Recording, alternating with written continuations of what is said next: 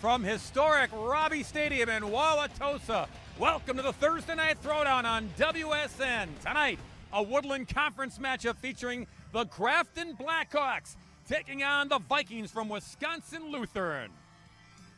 And greetings, everybody. Bob Brainerd along with my partner, the Hall of Fame coach, Dan Brunner. John Pearson will join us on the sideline shortly. Dan, it's week one of the conference season for the Blackhawks and the Vikings. Yep. Both teams coming off of humbling losses in week two. What does that do for football teams in week three? You know, Bob, as bad as it is to lose a game, I'm sure the coaches have turned that around and are using it as a motivating factor. All of their goals are still in place. That non-conference season is behind them, and they're starting fresh. Grafton Blackhawks have a terrific passing game, but they're also on defense, Dan. They've got a terrific player, a linebacker who's going to be very active on the field tonight. Yeah, Jackson Heinley, outstanding linebacker, outside linebacker, strength of the defense, 2 times all-conference player. But not just that, he's got the we before me mentality. He helped him out as a tight end, fullback his junior year. Well, they needed help on the O-line. Guess who answered the call? Jackson Heinley. Bad news for the Vikings. The Woodland Conference Player of the Year in 2022, Josiah Rice, the talented running back, he's out tonight with a knee injury. That means more pressure on the backfield, Dan, but they've got some big bodies up front. Yeah, and the key to this offense is split back veer offense that Wisco runs. Jack Bloomquist, their center. Nobody more important in that offensive line than Jack Bloomquist. He'll be dependent on tonight. Both teams are 1-1, but we hit the reset button in conference play tonight. It's the Blackhawks and the Vikings. Kickoff is next.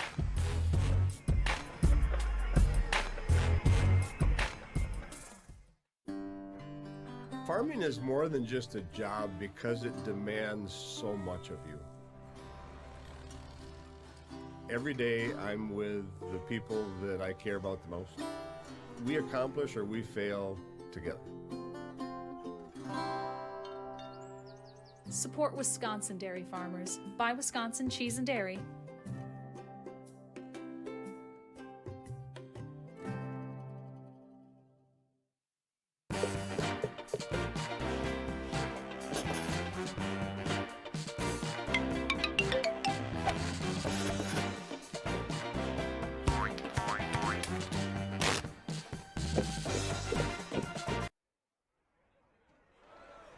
All set for kickoff. Grafton won the toss. They deferred. They will boot the football deep to receive it for the Vikings. Sean Miner, number 1. Trey Robbie, number 5. They're in all black with the blue helmets.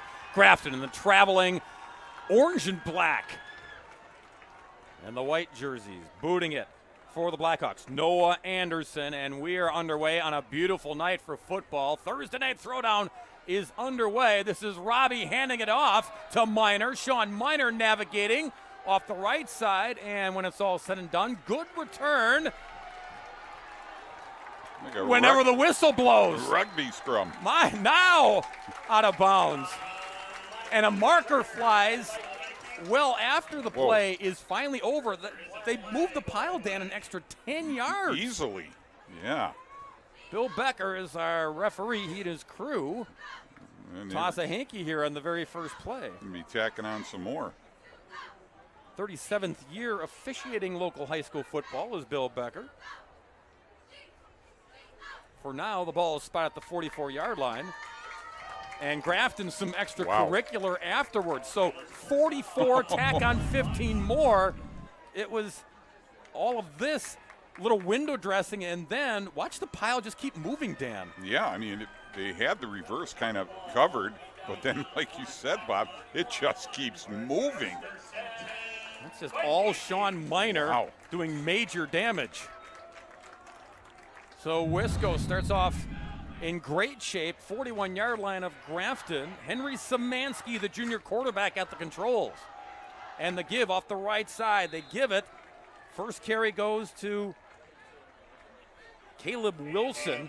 Wilson, somebody, Dan, who was rotating in with Miner and Josiah Rice. He'll get a lot more carries tonight. Yeah, absolutely. You know, this split back veer is so difficult to defend, and you have to be so disciplined in your reads. And this Grafton D well aware of that. Gain of 4, second down and 6. Again, stop though this time. After a head of steam at the 35-yard line, goes Caleb Wilson once again. Yeah, Tyler Van Sluis, their junior, looks like he was in on the tackle. You see right here, gets to the second level, but boom, right into those linebackers. Jackson Heinley also in on that tackle. Wilson's a senior. We mentioned Sean Miner, who had the kick return. He's also a senior, so you've got experience in that backfield. Just don't have the explosiveness of Josiah Rice rotating in. 3rd down and 4 for the Vikings. Szymanski shotgun. And the give, once again, it's been Caleb Wilson, all 3 carries. Gets them closer, but 4th down and a decision for Joel Redoux, the 9th-year head coach here at Wisco, also the offensive coordinator. Yeah, really no big decision here for Wisco. I mean, they're used to 4-down plays on a lot of their drives. Yeah, Joel Redoux says, stay put, punting team. We'll go for it here on 4th down and 3. Need the 31-yard line to move the chains. Szymanski, first-year starter, junior quarterback, good arm and good size, 6'5", 180. And he's going to try to pass here, his first of the night. Oh, nice complete. Grab. And this might go for 6. And it will, a touchdown. Akeem Allen reels it in and then takes it in for 6.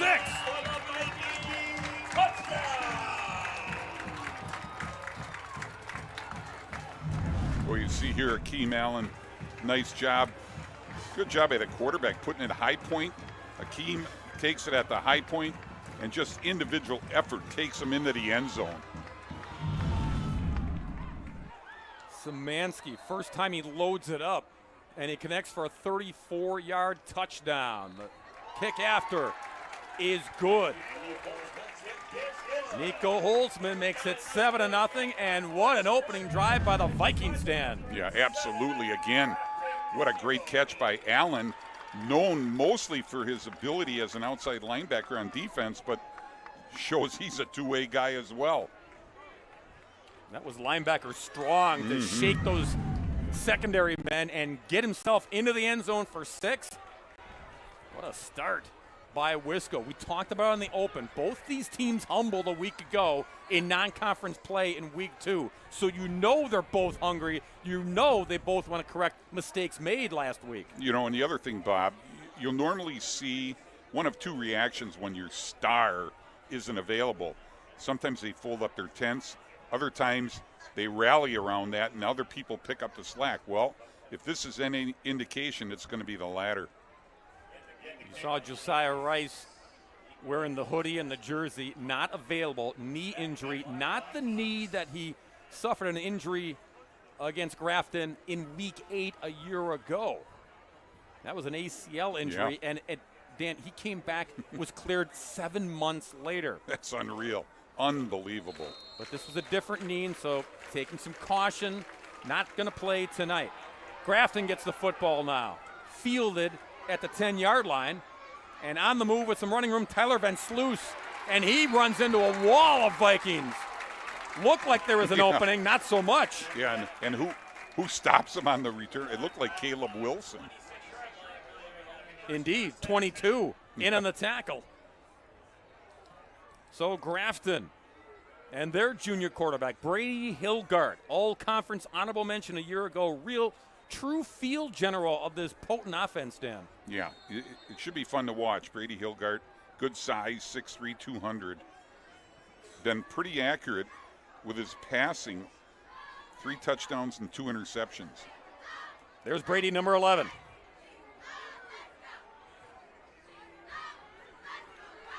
Nathan Meyer in the backfield here on 1st and 10 from the 29, and Meyer gets the call. Twisting, turning, spinning through the middle to the 32-yard line.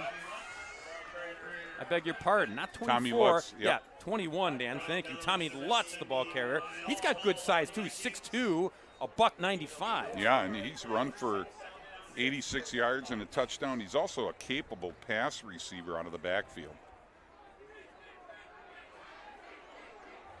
Solid run there for 4. Second down and 6.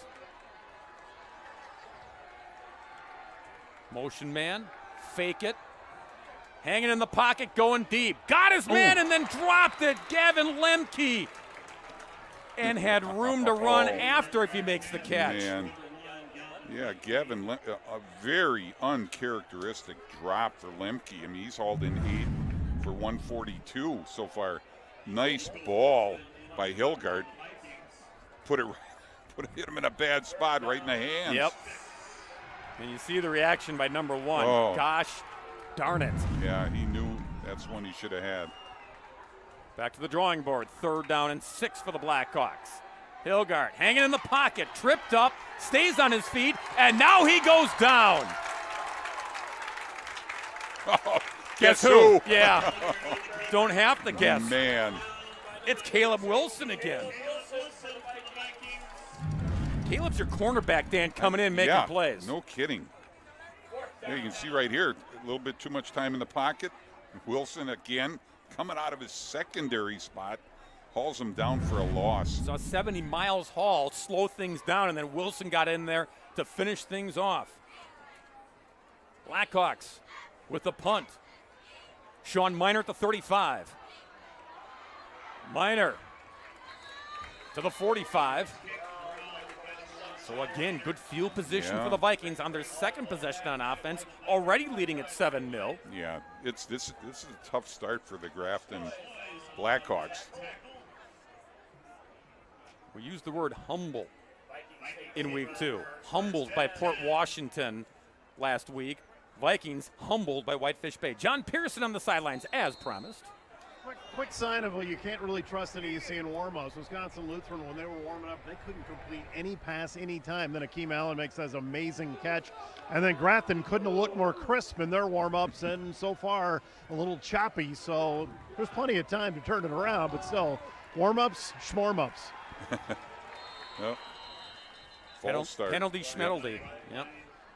Someone moved in the line, and Bill Becker will tell us who. It's against Wisco. Josiah Rice, again, the reason he was Woodland Conference Player of the Year a year ago, almost 900 yards on the ground, did that in 7.5 weeks of action, 13 rushing touchdowns. And again, he tore the ACL in week 8, but was fully cleared 7 months later, but then dinged it up again last week against Whitefish Bay, so they're being cautious, not playing tonight. 1st and 15 now. Toss it at the last second to Sean Miner. And Miner just barely found the handle there. Danger zone on that toss. Yeah, you'll see here on the replay, this is almost a disaster. Pulled it out, and at the last second pitched it, and it was a little behind him. Miner did a great job hauling that in. Yeah, you want that in the bread basket in the belly, Dan, right? Yeah.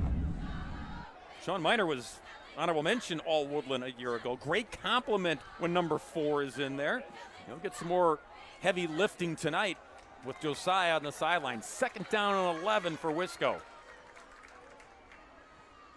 Szymanski, quick give, and quick burst up the middle into Grafton territory at the 41-yard line. Into the rotation comes Malcolm Campbell, Dan, a junior. Yep, Malcolm Campbell, number 30, getting a handoff on the inside veer this time. See on the replay, good decision by the quarterback, hands it off on the inside veer, almost took it to the house. You talked about how you respond when you lose one of your star players. We're seeing the Vikings respond. Everyone steps up on the depth chart, and everyone involved in this offense on these first 2 drives. 1st down pickup there, 41-yard line of Grafton.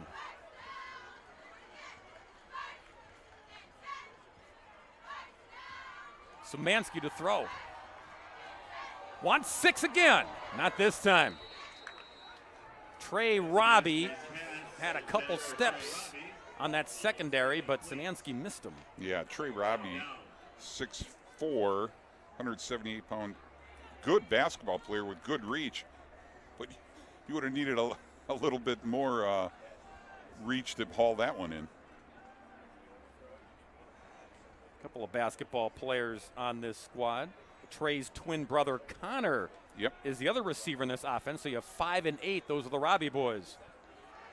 2nd and 10 from the 41. Wilson back in the backfield for the Vikings. Minor in motion, slides back there. Szymanski will keep it. And good decision. Yeah. Picks up 8, maybe 9. 3rd and manageable.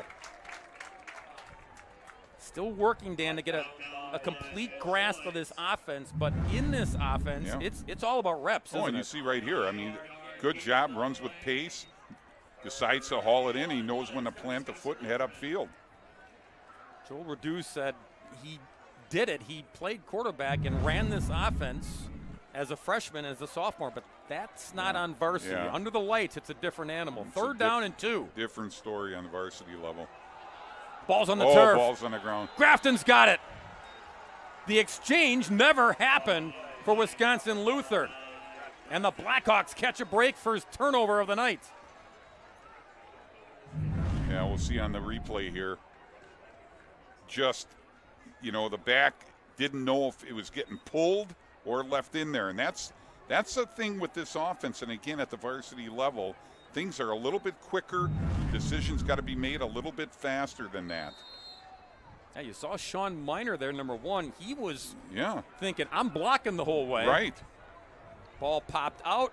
Blackhawks back on offense. Hilgard 1st and 10 at the 32. Going to the air and missing the connection that time.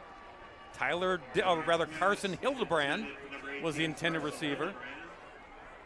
They've got some weapons for Hilgard to throw, Dan. Hildebrand, Lemke, Tyler Deere, but Jaden Teagues, their senior, first-team all-conference, he's out. He's not playing tonight. Yeah, he's still coming back from a summer baseball injury.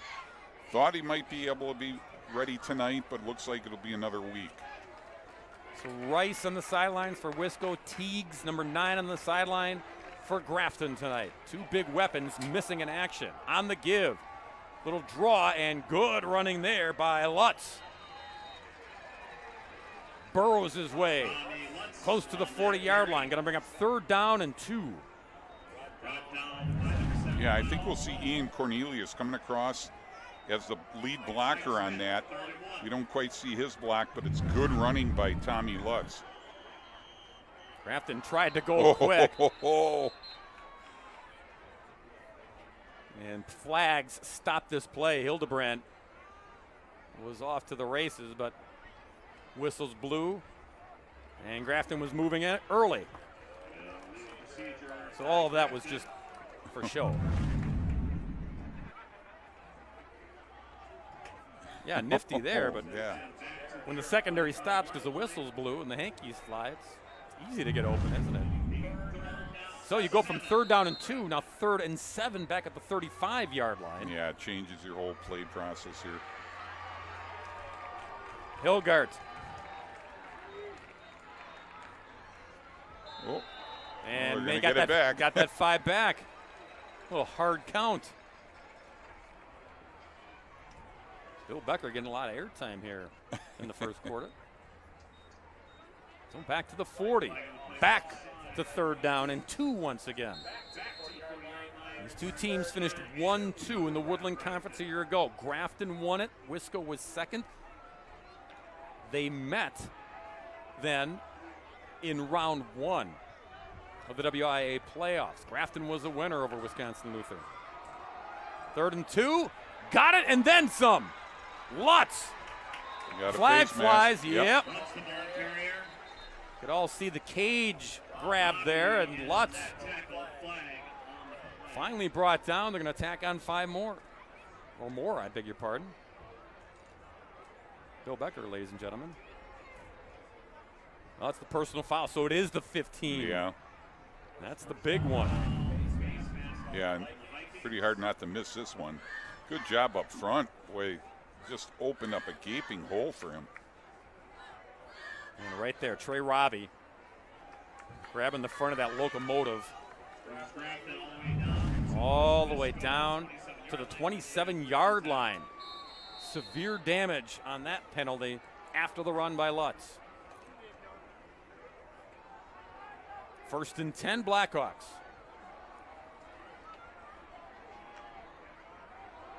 Lutz again to the 23. Lutz the ball carrier.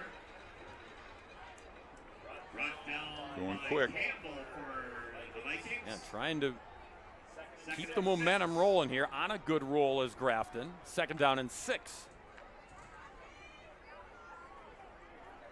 Hilgart looking over at his offensive coordinator, Luke Menzel.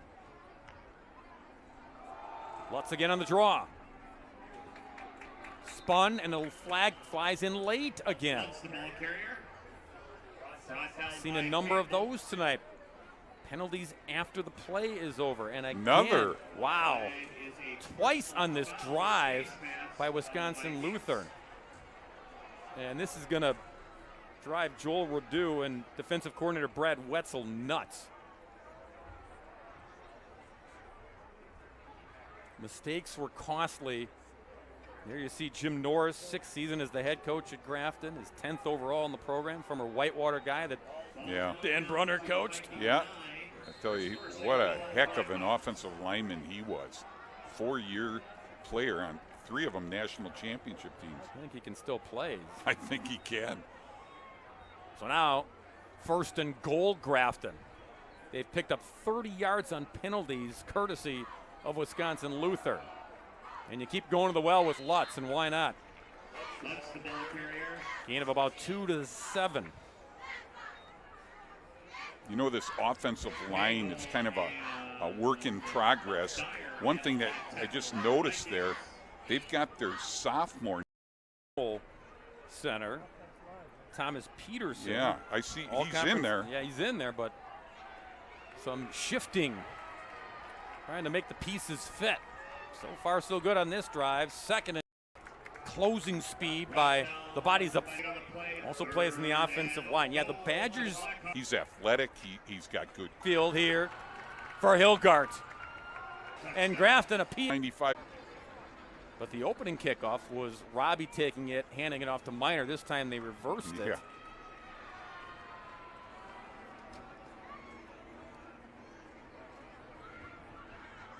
And Bill Becker will bring this one back.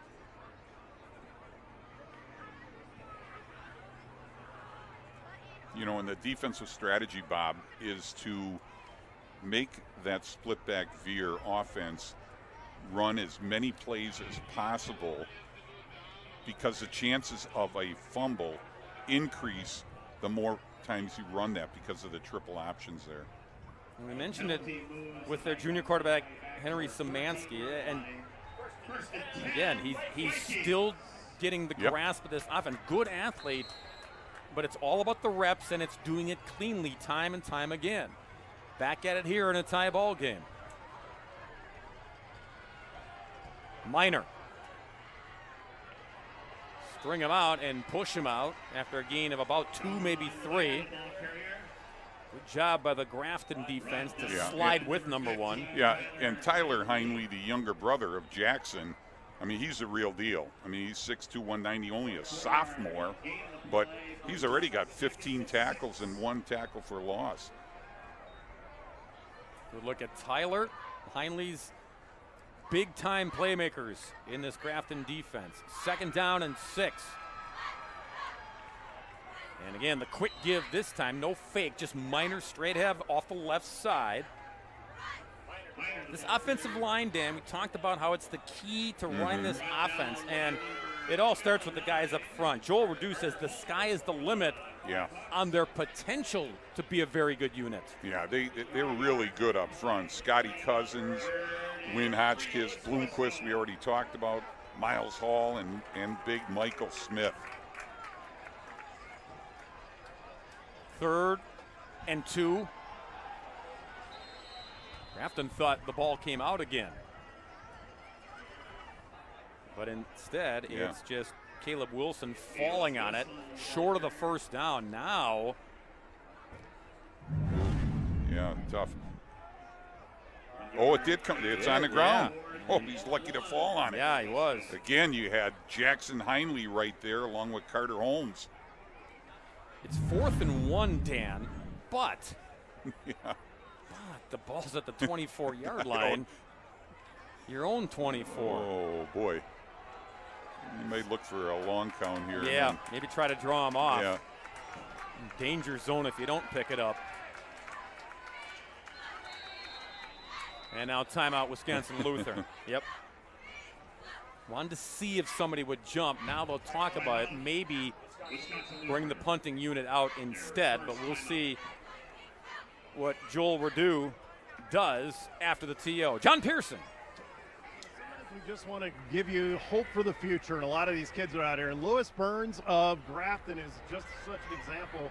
3-sport athlete, but that's the least busy thing about him. He's a part of the Best Buddies program, helping youngsters with special needs. His sister is a special needs child, so it's very inspirational to him. Also, he's part of the Blackhawk crew, upperclassmen who help the freshmen find their way around when they get to high school and then act as mentors for the kids. And then finally, Bob Brainerd, you could use this guy. He started the Financial Literacy Club at the school. 30 members. They check out the stock market and try and give advice, and maybe he can help you get out of that putting all your money into pagers a few years back.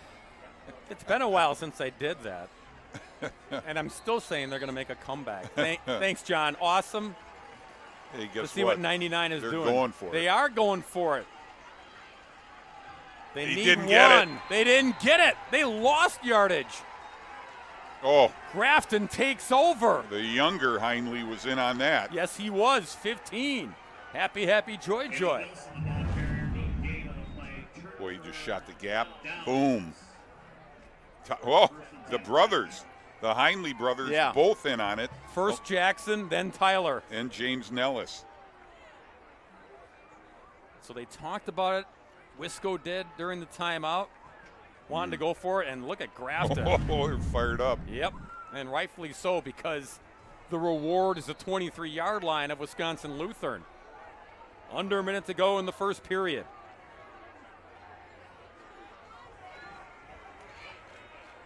Ilgart. Oh, Looking end zone, and instead down he goes.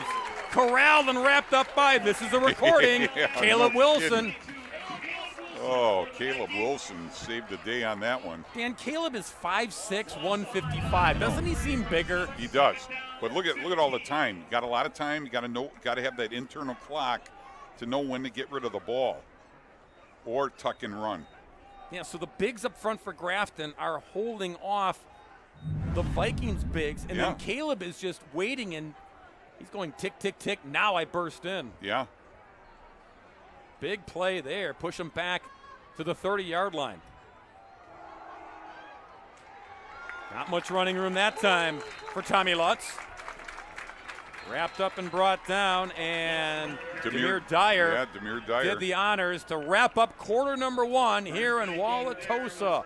It's Wisconsin Lutheran 7, Grafton 7. You're watching the Thursday Night Throwdown on WSN.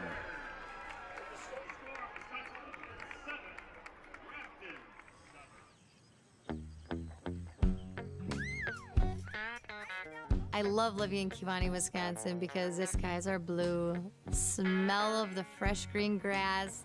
It's just a beautiful place to live. I love it. You love your animals, you love what you're doing, you love everything about farming, and you want to carry on those traditions. That's why we dairy farm.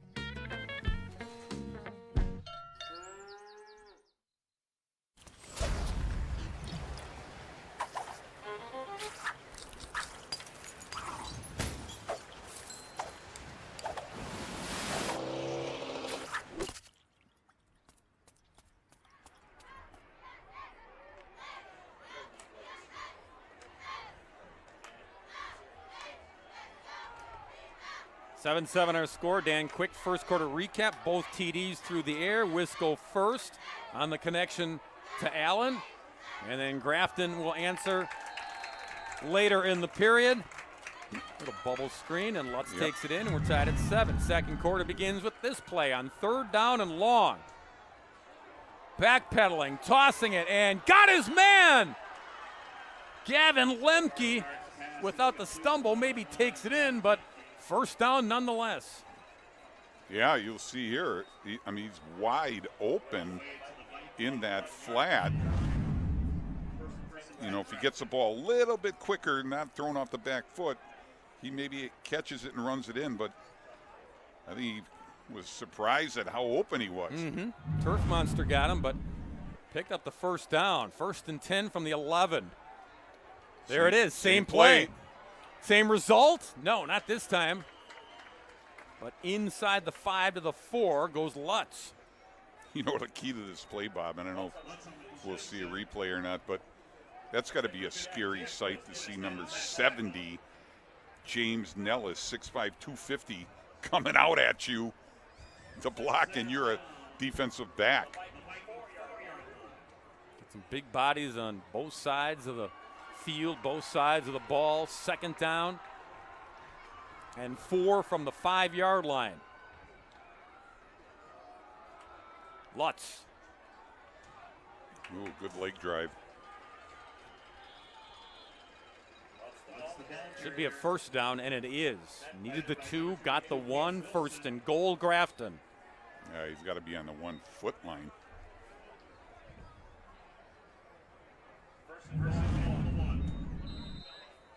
And 21 just really wanted the end zone here, just kept burrowing.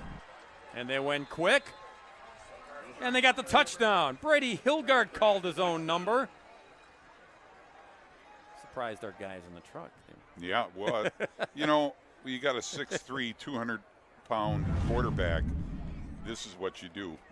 You sneak. You sneak and you bounce. Yep, bounce to the open area. So Hilgard in from the 1. Grafton in front. Harrison Burke for the PAT. It is good. 14-7 Grafton, after getting smacked on the opening drive of this football game, has scored 2 touchdowns unanswered.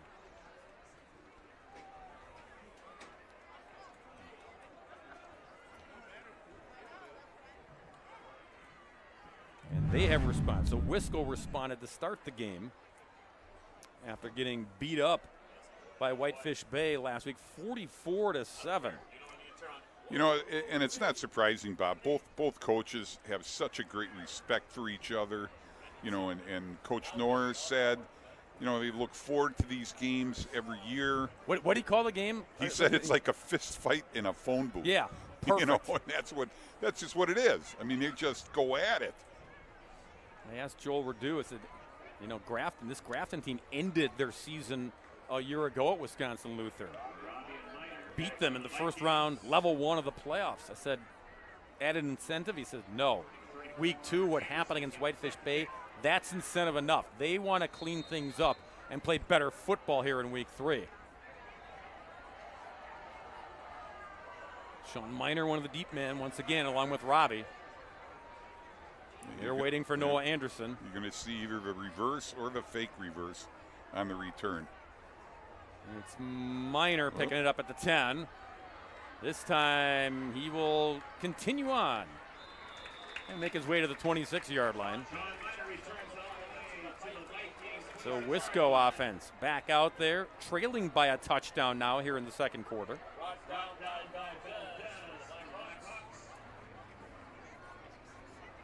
Yeah, 28-7 was the final in that level 1 playoff game a year ago. Grafton on top, and then they were bounced out of the playoffs a week later by Port Washington. Port Washington is the team that beat Grafton last week. Both teams in bounce-back mode here in week 3. Good run. Once again, Caleb Wilson squirts his way to the 33.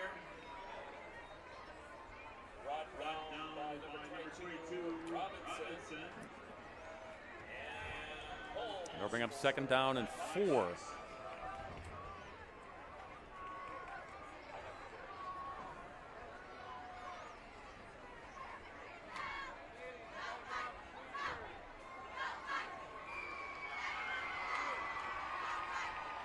Szymanski. Oh! Ball's out. Oh, my Grafton's goodness. got it! Grafton touchdown! Dalton Rindle. Wow. recovery by number 10, Dalton Rindle. And in a heartbeat, the Blackhawks pounce again on a turnover and turn it into 6. Ball never hit the ground, Bob. Just went right into his hands. Right place, right time. Yeah, Szymanski never found the handle cleanly. And it trickled right into the midst of the defense. In for 6. Touchdown, Grafton.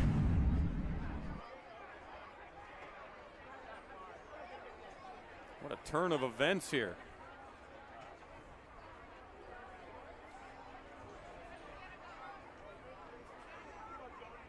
Yeah, Dalton Rindle. I mean, that's one of the guys that they said is one of their tried and true proven players on defense. And he sure was there. Burke again. Oh, flip it back to him, trying to get fancy here and get 2 instead. They'll get nothing and like it. I don't know if that was designed or what. Yeah. Yeah, that's their Was fake. it? Yep, definitely their fake. Wisco was ready for it. So 20-7 is where the scoreboard will stand, but Grafton, 3 unanswered touchdowns after that opening drive by Wisconsin Lutheran. They got their mojo back and then some here in the first half. Yeah, this is their I mean, it just fell right into his hands. Got to be the easiest touchdown Grafton's going to score this year. Too easy, says Wisconsin Lutheran. And Joel Redoux talked about it. This is what happened against Whitefish Bay. It steamrolled out of control because they put the ball on the ground. Yep. Turnovers, penalties, they were killers.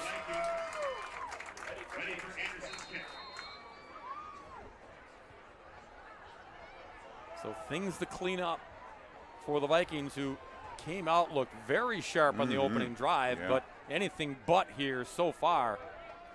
Since little short pooch kick this time, running up is Miner to grab it, and he'll run out of bounds at the 28-yard line. John Pearson roaming the sidelines. Hey guys, before the game I was standing talking to a couple of the assistant coaches for Wisconsin Lutheran, and last week was a couple of things went wrong and they just did not respond, and it just steamrolled them, and they really didn't have an answer because the guys didn't respond. It's going to be really interesting to see how they respond, and I was going to listen in on what Coach Redoux was saying in that little huddle there, but I don't think I'm emotionally tough enough to hear it. Yeah, Joel's initial response when we chatted earlier this week was, my hinder still hurts from getting kicked so hard. He was talking about the whole team, not his actual hinder, I don't think, as Miner gets the carry there. But the message was delivered, and it was received this week in practice, getting ready for this conference matchup with Grafton. Got an injured Viking down near the line of scrimmage. And it's Miner. Oh, my goodness. That's not what they need. No. Already, Josiah Rice not suiting up, not playing tonight. And Miner, the senior, see where number 1 got tangled up here. Gets the carry and then goes down and kind of turns and grabs the face mask.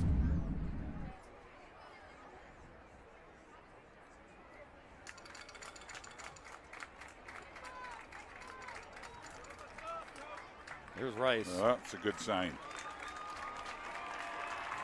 That's a good sign. Yeah. Walking off on his own power. And not limping either. No. So that's. No. Maybe he had the wind knocked out of him. Yeah. Got hit by Reindl again, along with, I think it was Tyler Heinley. Well, all hands on deck in this Wisco backfield. More carries now for Wilson, who's already carried a heavy load here tonight, and that will continue. Yeah, and we saw Szymanski show the ability to put the ball in the air. We may see that soon. Yeah, Malcolm Campbell is in there, number 30 on second down. Give it to Campbell, and he's wrapped up immediately. Oh. Dan likes that. James Nellis. Yeah, James Nellis and Tyler Heinley again. see it here on the replay. He had nowhere to go. Yep, the Heinleys are both there, and Nellis is there just in case. Wow. 3rd and 7, Wisco. Top 2 running backs on the sidelines at the moment.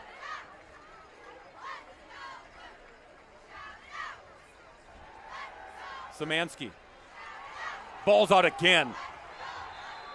Was it recovered? It was. Grafton's got it. Heinle recovered it. Tyler Heinle.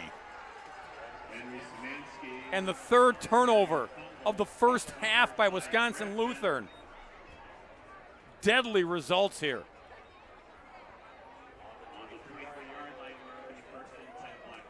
And the Blackhawks have got the football back again, Dan. Yeah, we'll take a look on the replay here. He pulled it out. He's trying to get outside on the left. Nobody got a block on Heinle. But it was it Rindle that got a hold of him and got the ball out, yeah, I think. He poked from the backside. Oh! I don't know if I'd want to body slam with Jim Norris. No, no thanks. I shook his hand before the game, not interested. I'd go down to South Milwaukee and body slam the Crusher statue before I do that. 1st and 10 from the 24, flags before the snap.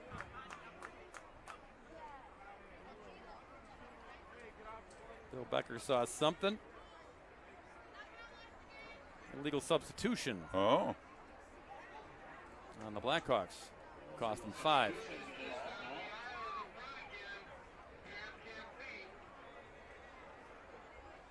Boy, more pressure, Dan, on this Wisconsin Lutheran defense. Oh, They've yeah. been up against it.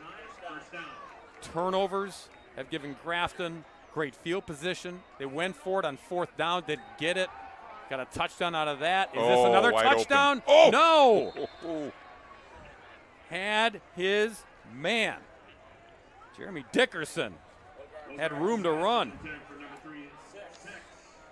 Boy, number 11 just putting it right on, Yeah, right on you the see money. right here, he put it right on him, and usually a very capable receiver, maybe a little bit out of his reach. Saw Trey Robbie over there, number 5, saying, who's got him? Somehow he slipped out of the backfield and no one had him. 2nd and 15.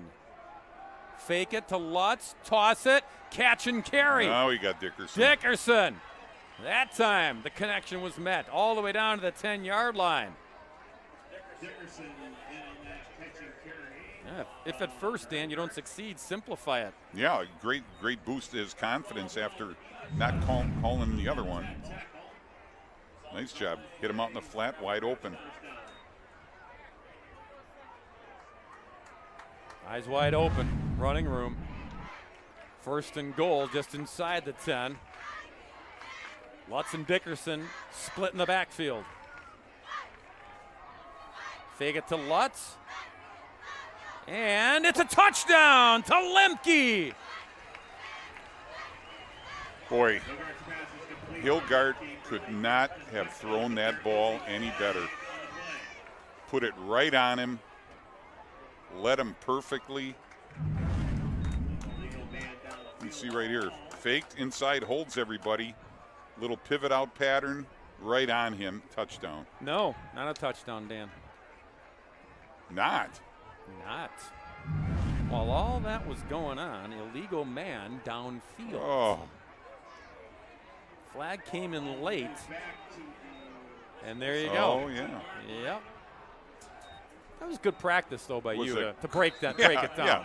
Yeah. Run that play again. Yeah. So take the 6 off the board and put it back to the 15-yard line. 1st and goal from there. Hilgart will try it again. Rolling right, throwing, back of the end zone, incomplete. Carson Hildebrand, again, he had a step on the secondary, but couldn't find a home to tuck it in. 2nd and goal, or rather second. I bet. Yeah. Thank you. You know, and you can just see the development of Brady Hilgard. He's a junior, honorable mention all-conference quarterback last year. You can just see his confidence and his ability. Just the experience just shows here. He throws a good ball. It is indeed second down and goal from the 15. Empty backfield here for Hilgard. He throws. Touchdown! Got him this time. Oh, yeah. Hildebrandt from 15 yards out. Yeah, if you're in the Woodland Conference, you got to be aware of this junior combo here. They really have a nice connection. He threw a good ball, got him wide open in the end zone. We talked about all these weapons for number 11. With Jaden Teagues not suiting up, who was all conference a year ago. Imagine him. When he gets back in the mix. For now, it doesn't matter. Now they're going to go try and get that 2 points that they missed. Dickerson in motion and throw it to him. And in for 2. Got it back. 28 unanswered points by the Grafton Blackhawks here against Wisconsin Lutheran. Nice job out on the touchdown again. Just a good connection. These guys all run good routes. Coach Norris said there's a fun group of receivers to be around. They just have a good chemistry. You can see that. And it's a dangerous offense because they run the ball well, and if they can throw the ball like this, that's a potent offensive attack. Yeah, Hilgard throws a nice ball, even on the missed connections. Yeah. He's really got a nice touch, Dan. And he spreads it around. Offensive line gives him time to hang in the pocket for a long time. So Joel Redoux and Wisconsin Lutheran, boy, dynamite start to this football game, but it has just unraveled ever since that opening drive touchdown. Yeah. Robbie are back for the Viking. Getting ready for Anderson's kick. Cross and Robbie this time with Minor dinged up. Here you see 82 now. Nick Cross, a junior, and to return kicks. Minor on the sidelines. And going to be one of the up men. Yeah, 74. That's what you do when you get the football and you're 74. Yeah. That's Scotty Cousins. Yeah. Just fall on it at the 32. You can see the adjustment that Grafton made. They were getting torched a little bit by that fake reverse kick return. So they want no part of that. It's just going to be squibs from now on if they have to kick off. The way they're scoring, there'll be more kickoffs. 28 unanswered here. And Wisconsin Lutheran looking for some flow on their offense. They certainly had it on the opening drive, but it is sputtered. Yeah. And new quarterback in there is Cooper Sievert, who's a freshman. Hands it off to Caleb Wilson. So, Szymanski, Dan, we talked about, he's a junior, but under the lights, different story at the varsity level. So, trying to change things up, going with the freshman QB here. Yeah, a little surprising. But again, like you said, Bob, Joel, he just wants to get a spark and change things up here to get them moving. Szymanski on the sidelines watching now. 2nd and 7. Oh. Lost it again. Yeah, he did. Grafton got it again, I believe. Officials come in and say no. No. They blew the play down. Definitely put it on the turf, though. And there's a Wisco player down on the turf. This is just turning into a nightmare for the Vikings.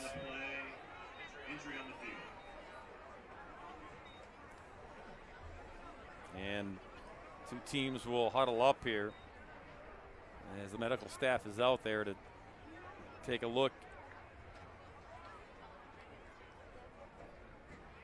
Conference play continues next week for both teams. Vikings will host Greenfield here at Robbie Stadium, and the Blackhawks will head back to Grafton. They will tab the Whitnall Falcons as their opponent. These two teams were expected to make noise and compete for the top spot in the Woodland Conference this season as they did a year ago.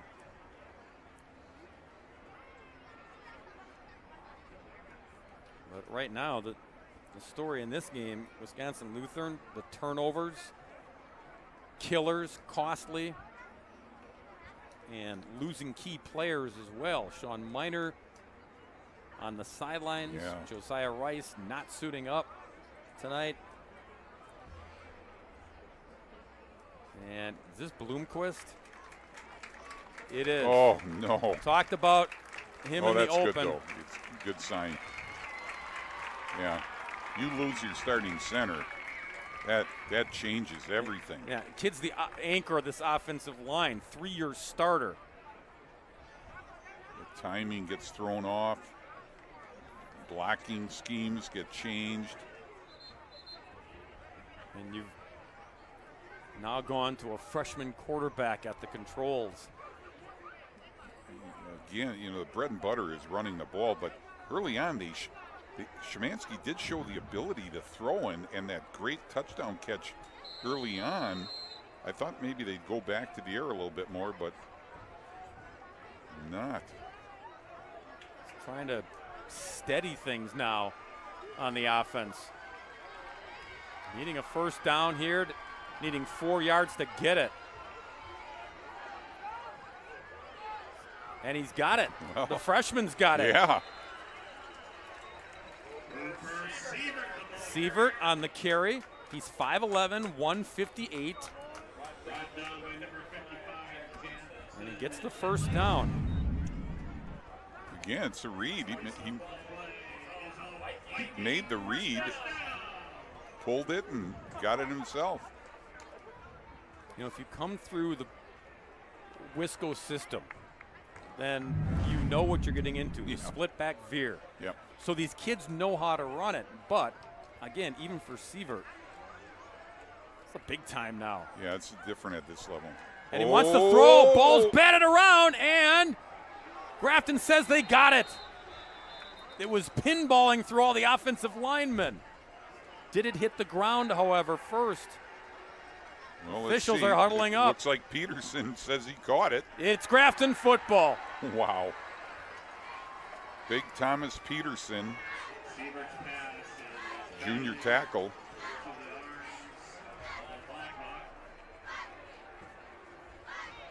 Watch Cooper try to throw. It's like trying to throwing it in a phone booth, a crowded phone booth, Dan. Yeah. There's just nothing there. Guess who got a piece of it, and him? Tyler Hindley again. And somewhere in that pile, Grafton football. There he is. Yep. Peterson's got it. And he ain't giving it up. Tyler Peterson. Yeah. Thomas Peterson comes out of the pile, says, I got the pigskin. And the Grafton offense out there again, another turnover by the Vikings. 1st and 10 Blackhawks at the 44, and timeout called by Grafton. Jim Norris, 4-year letter winner at Whitewater. Dan mentioned, won national titles there. 3 of them, in fact, playing for the Warhawks. John Pearson from the sidelines once again. Yes, it's been a kind of difficult mission for Wisconsin Lutheran, but the school's mission is to expand on their service, and they do it all year long. 16 different trips, including 120 different students from Wisconsin Lutheran. 9 of those trips were overseas, 7 here in America. In Central Africa, Sean Miner and Noah Hubner were part of a group that went there to help build infrastructure there. Just an amazing, amazing effort. They had a lot of smiles on that. And then Jack Bloomquist, he was down in the underserved areas of Houston over the summer, helping folks that are in the underserved areas there. So the mission of Wisconsin Lutheran's been legendary for a long time, and they continue it now. Thank you, John. Terrific stuff. Once again, always enjoy hearing the stories of these young men off the football field, in the classroom as well. Oh, got a little bit of a Canadian football play out there. Yeah, Gavin Lemke went early. And Bill Becker caught it. Yeah, Grafton in a good rhythm offensively right now, so they're trying to stay in that rhythm, Dan, by going quick. Absolutely. And not only did you lose Jack Bloomquist snapping the football, but you lost him at one of those linebacker positions now. Yeah, that hurts. This Grafton offense is run by OC Luke Menzel and Mike Seefeld, the run coordinator. 2 more Whitewater guys. You also lost Sean Miner, who was one of your top cornerbacks in this defense as well. So it's like losing 4 players at the moment. Oh, my goodness. Big time catch. Down the sidelines, caught inside the 10 by Hildebrand. We talked about Hilgart and his arm and the touch, Dan. None better than this Look at that. throw. I mean, he couldn't have run out there and stick it in his lap better than that. Nice catch. Nice throw. Defender was right there. And that's Connor Robbie. Robbie's a linebacker, but he had to go and chase after the receiver. And here's Grafton knocking on the door again. 1st and goal from the 7. Draw play. Lutz. And touchdown Lutz once again. His second TD run of the evening. And they're blowing the barn doors off here in the second quarter at Grafton. Yeah, you can see the passing game loosened everything up. And now the ground game benefits from it.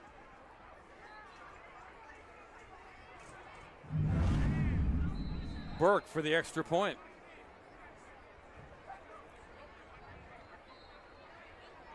That's good. 35 unanswered points. Hard to think about that, Dan, how this football game started. Opening kick by Wisco and a nice drive down the field for the touchdown, and it's been Grafton ever since. Yeah. Now, the turnovers, the miscues have been super costly for Wisconsin Lutheran. And Bob, you think about the mental part of the high school game. You go back to that going for it on 4th and 1 and not getting it. And what does that do? Again, it's one of those things where it's like you either rally around that and we're going to stiffen up, or you let down a little bit. And I don't know. It's hard to read them, but Grafton sure got fired up by that. They also scored after that, so that was inflicting pain after the turnover. And Wisco down key bodies. Oh, boy. Oh. He ain't getting better either. Trey Robbie just covers it up at the 5. So you don't have Miner back there returning kicks either. I mean, that's why when you've got all these two-way players going down, Bloomquist out, Sean Miner out, both these guys for the moment. We'll see if they return. But right now, Joel Redu, that's like losing 4 players. That's 4 positions. That's tough to overcome.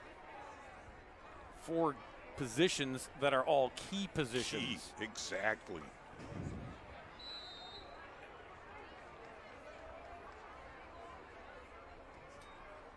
And a freshman taking the snaps. Tyler Heinley. Yep. It's a recording. Malcolm Campbell meets him at the line of scrimmage.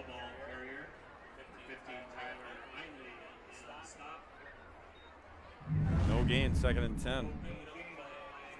They're reading their keys and they're staying at home, and man.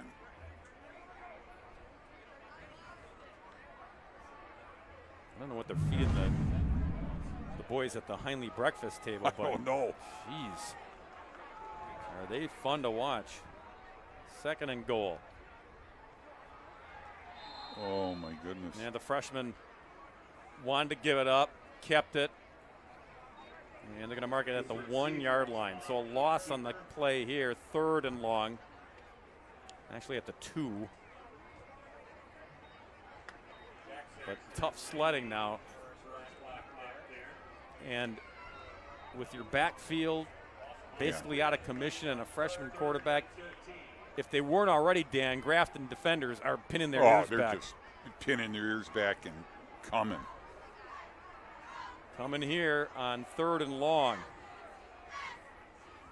Just try to get some breathing room. Look out! No. Recovered by Grafton in the end zone. And another touchdown.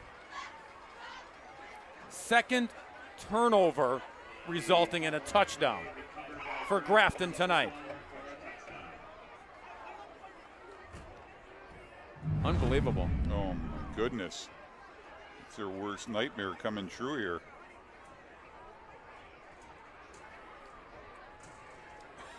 Is that Rindle's second touchdown? It is.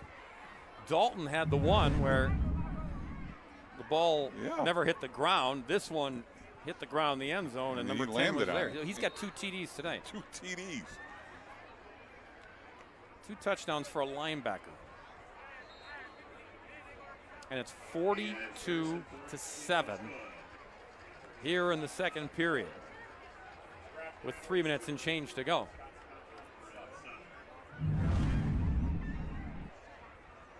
Yeah, it's just the inexperience of a freshman there. You know, you never pitch the ball back into the end zone.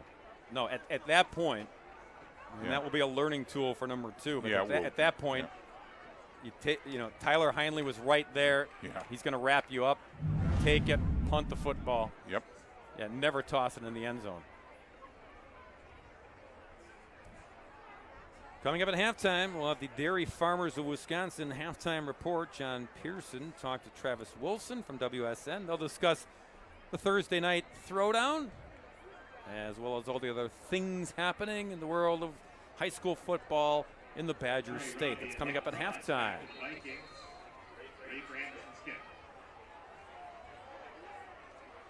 A lot of big conference games on tap throughout the state tomorrow. Friday night football for week 3 matchups. This one goes into the end zone for the touchback.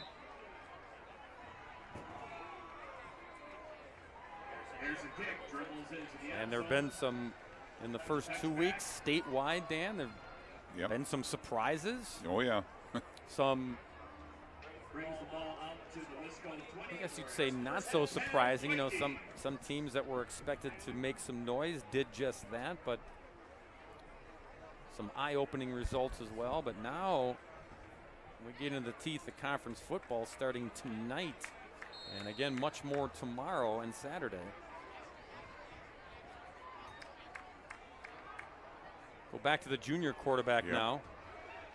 Szymanski taking the snaps.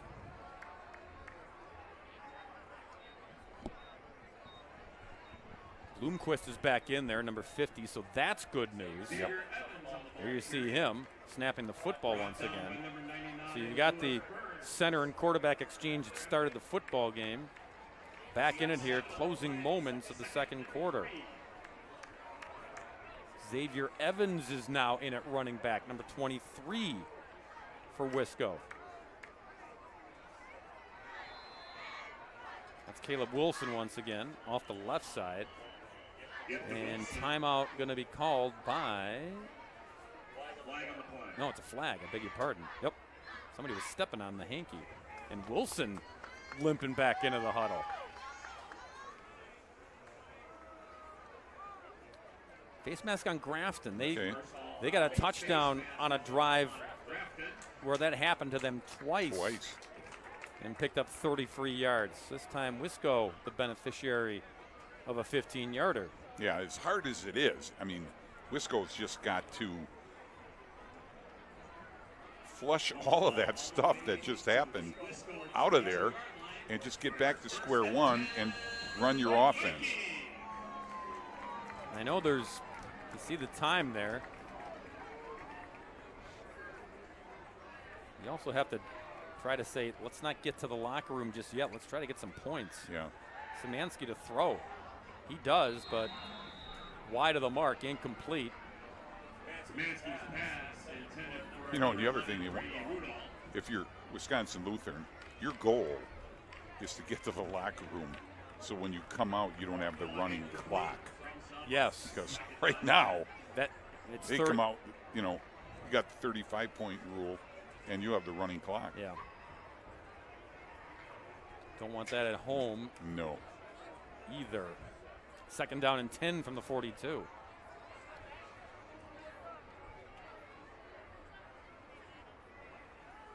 Nice run. There we go. Look at the burst by Wilson. And that'll give the fans something to cheer about here, too, in the sideline. Little juice Oh, yeah. on the Viking sideline, Dan. Yeah. Guys up front did a nice job there. Inside veer give. See it right here. There's a give. Got a nice hole. Wilson does the rest. And they go quick. Szymanski's going to eat it. That time he wanted to toss it I know. late to Wilson, but he thought better of it. Yeah. Short side of the field, he had nowhere to go with the ball. first bent by number 70, James. Timeout called by Wisco. Their second. Timeout, Wisco. 1:31 to go here in the first half of football. And Joel Redoux wants to preserve some time here. By all means, try to get some points before halftime. Get a better taste in the mouth before they get to the locker room. JP. Hey guys, it's going to be a wide-ranging bunch of candidates for the Jolly Good Player of the game at the end of the night, but it might be a set of brothers. Tyler and Jackson Heinley are all over the field. The PA announcer, he's trying to be professional, but you can see every time he says the name Heinley, a little piece of him dies. He's had to say those names an awful lot tonight, and they are all over the field. You see 42 points, but it feels like there's 42 tackles between those two brothers. Yeah, it really does, John. Yeah. They are an explosive pair. Wearing the Blackhawks black and orange. 2nd and 11. Ball at the 30-yard line for Wisco. On the give. Look at this. There you go. Not a touchdown. Yes, it is a touchdown. Caleb Wilson with a burst. That'll get the good taste back in the mouth, Dan. Yeah, absolutely. Talk about responding to adversity. Well, Szymanski, Wilson answered the bell here. You can see him. Good job. Depends on where the ball is, but I think they called it anyway. So Wilson look at the official and say, "Give it to me." And they did. Extra point is good. That helps Yeah. if you're Wisconsin Lutheran. Still a big uphill battle, but back on the scoreboard here after giving up 42 unanswered. Yeah, nice job to stop the bleeding here. And again, it was all Wilson once he got to the second level. Broke that final tackle by Harrison Burke to get in the end zone.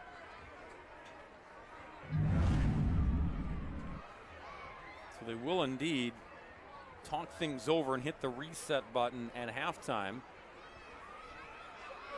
But that will take some of the sting away.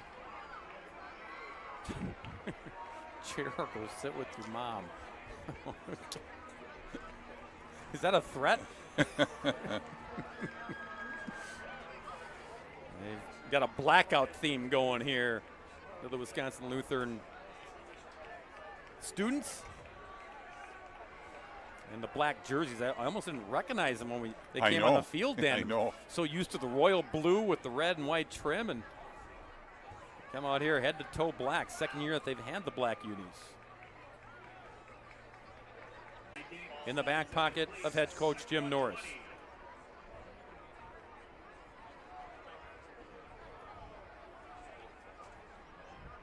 Grafton has scored 35 points in this quarter.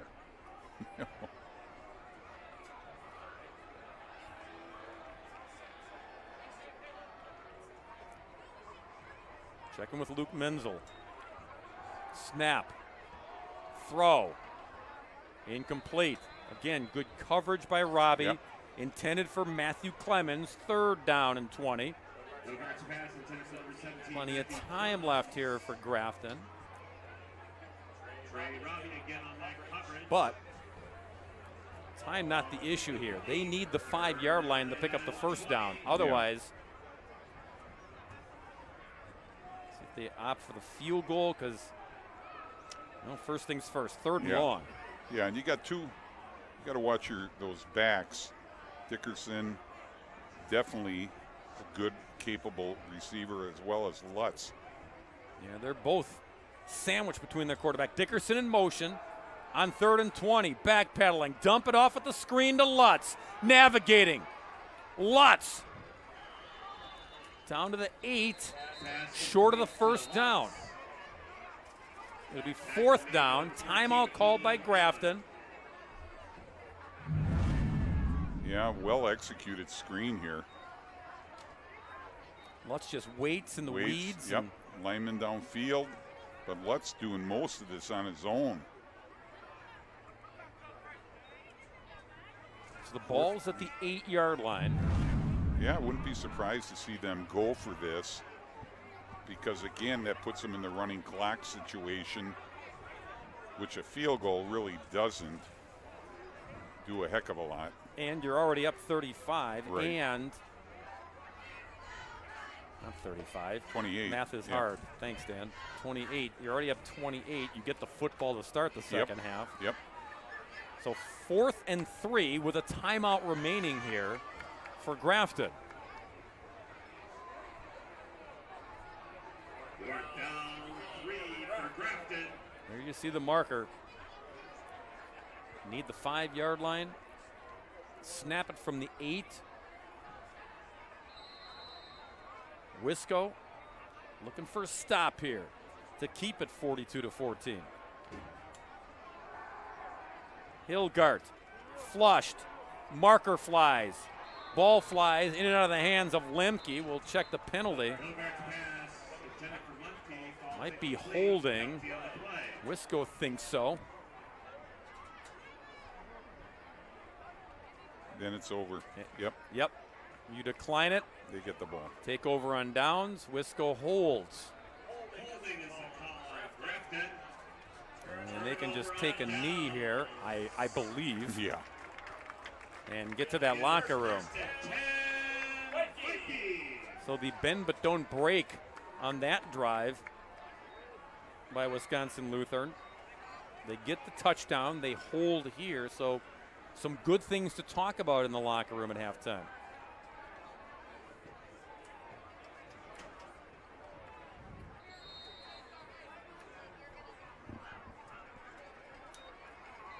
There's the knee. Clock will wind, and it's halftime here in Wauwatosa. 35 points tallied by Grafton after they ran off 42 unanswered. Jim Norris is a happy head coach at the break.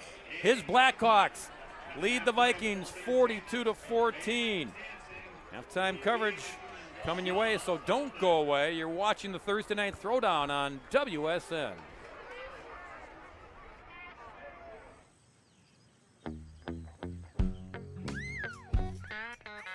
I love living in Kewanee, Wisconsin because the skies are blue, smell of the fresh green grass. It's just a beautiful place to live. I love it. You love your animals, you love what you're doing, you love everything about farming, and you want to carry on those traditions. That's why we dairy farm.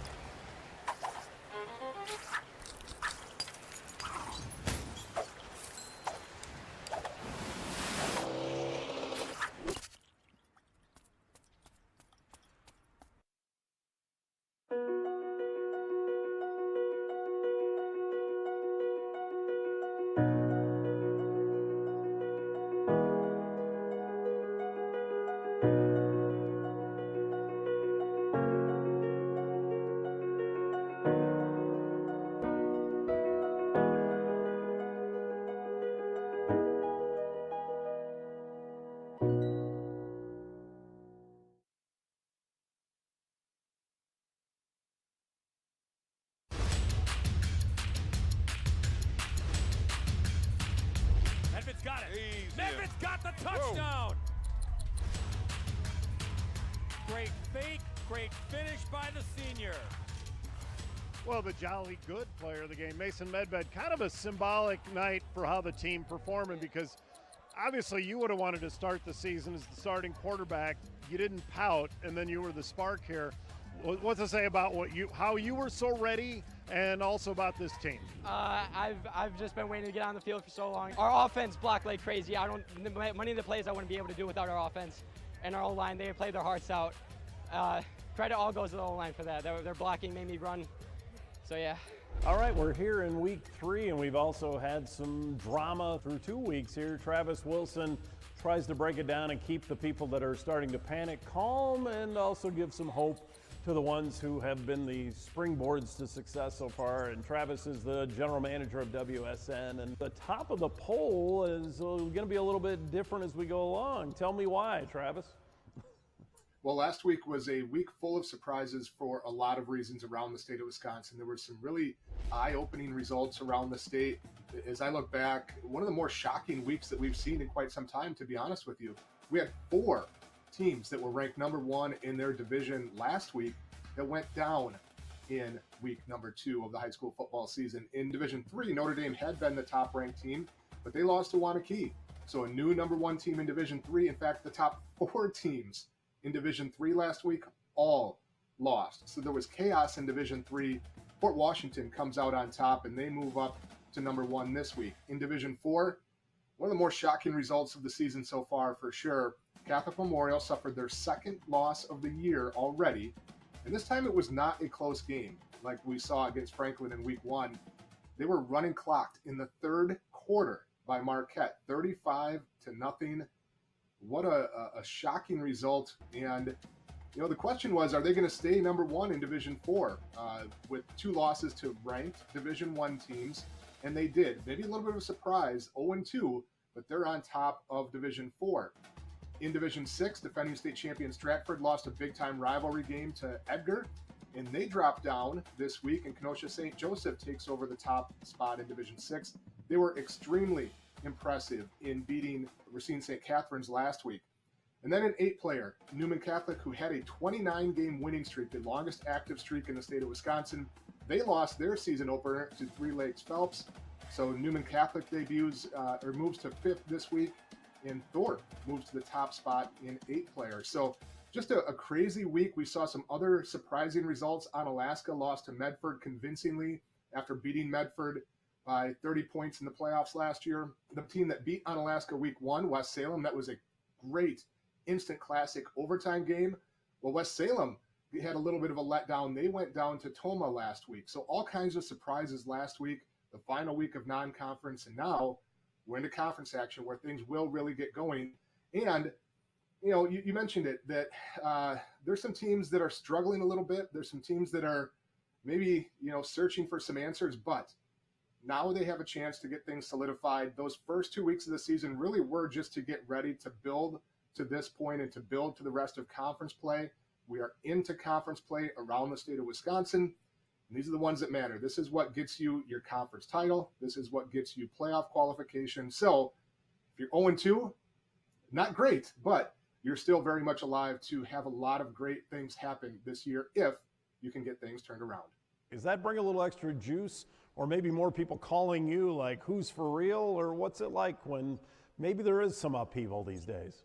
Well, as much as there is upheaval, if you take a look at the top teams that are in the rankings right now, I mean, it's Kimberly in Division 1. It's Wanakee towards the top in Division 2. Defending champion Kettle Moraine is the top-ranked team in Division 2. So while we are seeing some movement towards the top of the rankings, a lot of those same teams are still there. But it does certainly bring into play a little bit of an element of, you know, what's going on? What are we going to have? There's not, you know, some certainty in some of these divisions. Like I said, in Division 3, the top 4 teams last week all went down. So it makes some things a little more interesting, and it does maybe give a few more teams a little bit of hope that, you know what, maybe we're not where we want to be, but there's other teams that are not where they want to be either, and we're still very much alive. When you see some of the numbers that were put up, the young man at Kenosha St. Joe's offensive and defensive numbers were ridiculous, but when you see 300 yards in a game or 5-6 touchdowns. What are your thoughts on that? That why is the door open to those bodacious numbers that maybe were out of the question in the past? Well, certainly we do see some big numbers put up every week. And when you have 200 games around the state, you're going to get that. You're going to get some big performances. On any given week, there's 30 kids that are going to rush for over 100 yards. And there's sometimes up to 8 or 10 kids that are going to rush for 200 yards. This week we had a number of 300-yard performances. You mentioned Jaden Gordon at Kenosha St. Joseph. They had a huge win over Racine St. Catherine's. He had 344 yards on the ground and 19 tackles on defense. I mean, that's one of the better two-way performances we've ever seen. But maybe the biggest and wildest box score that we saw the entire week was in Menominee Falls and New Berlin West. New Berlin West ran for 510 yards as a team. Pretty good. Sean Ryan ran for 345 yards and 6 touchdowns by himself on only 18 carries. Good. You expect to win a football game if you do that. They didn't, though. They lost by 2 scores to Menominee Falls, 49-38, because Menominee Falls got their own huge performance on the ground. Joey Cook, one of the best backs in the state for sure this year, a senior. He had a big performance, 314 yards, 4 touchdowns. He also caught a 72-yard touchdown. So that's just one of those wild box scores that we get in high school football. Happens every year, happens almost every week, that somebody throws for 400 yards, somebody rushes for 300 yards. Last week we had, I believe, 4 or 5 kids go over 300 yards on the ground. So just a lot of special things happening in high school football each and every week. We love that Jolly Good's involved with us for the Jolly Good Player of the Week here. When you have those kinds of numbers, is it like up in the air a little more as the week goes on? Because you look, well, that kid deserves it, and that kid deserves it. It's not. It used to be, usually one kid has stood out above, but to have the voting for that just be so up in the air because there's been amazing performances all year. Yeah, it's tough to select those 5 nominees for the Jolly Good Player of the Week each week. There's 15 or 20 kids, maybe more, that are very deserving of consideration for that, and it's hard to parcel that down. We try to do it more than just the biggest stats. It's also the impact that you had, the opponent that you faced, the situation. If it was preferably a close game, a competitive game where you needed to put up good numbers. Sometimes it's just a couple plays that make the difference. If last week our Jolly Good Player of the Week was the kicker Gabe Walden from Muskego, who nailed a 43-yard field goal as time expired to give them a win over Verona. So sometimes it's just that one moment that can get you consideration. Sometimes it's a huge performance in a big game. Sometimes it's just overwhelming stats that will get a nomination for Jolly Good Player of the Week. And by the way, those come out every Monday on WisSports.net. You can vote through Thursday for who you think should be the Jolly Good Player of the Week. We just wanted to come out here and see the game. I mean, Coach Iverson is the offensive coordinator at BC, and obviously Pirates are our history, so a lot of ties to this game for us, and we're just happy to be out here supporting. And normally this time of year I can't get out to too many high school football games, so it's nice to be able to enjoy it now. J.J. Watt and Derek Watt were both at the game, the Pewaukee-Brookfield Central game that we were doing. The response to that, and it's also just the greeting he got from the Brookfield Central fans was amazing. But to be able to be the place where you could hear from, well, a future Hall of Famer, that adds a little juice to things as well. Yeah, that was awesome to have J.J. Watt, and very appreciative of him to come over and spend some time with you. We covered J.J. Watt back when he was in high school. That was before I joined at WSN, actually. But we have video in our archives, an interview from J.J. Watt before his senior year, talking about how he was still kind of under-recruited and he wasn't sure what was going to happen, and talking about Central Michigan. And then to see, obviously, what the course of his career ended up being was pretty special. We also have a basketball game that JJ played in his senior year. We went to watch a 6'10" kid from New Berlin Eisenhower, but ultimately JJ Watt kind of stole the show in that one, had a nice performance. You can find that on our WSN YouTube page as well, highlights of JJ playing basketball in high school. So it was a nice full circle moment to have him back on and spend some time just chatting about high school and high school football and high school sports. And finally, obviously, we're so excited to be doing the games every Thursday night. What you got the rest of the weekend with WSN, Travis? Well, we're certainly following some big games this weekend. If you look at our Quick Trip and Wisconsin Dairy Game of the Week nominees, Kettle Moraine and Arrowhead is a huge one in the Classic 8. Arrowhead leapt up to second in the Division I coaches poll this week. Kettle Moraine is on top of Division II, so that's a huge one down there. Also, West Bend East and Nicolay, a couple schools that traditionally haven't had a lot of success in football, but they're off to very good starts. They've got some good talent, and what a way to open North Shore Conference play for them this week. Stanley Boyd and Fall Creek is a nominee as well. Sun Prairie East took it on the chin to McGuanago last week, but they have to rally quickly as they have a huge one against Wanakee this week. That one eventually could be for control of the Badger Large Conference. And then West Salem at Westby. I mentioned West Salem shocked by Toma last week. They've got to recover quickly. Westby has looked pretty good out of the gate. So those are a few of the things that we're following. Of course, you can check out all of that information on WisSports.net. Should be your daily destination for high school football. All right, Travis, we'll get more coming up all year long, and appreciate you keeping us updated on games we know about and ones that might even be surprises. Have a great night. Sounds good. Thanks, John.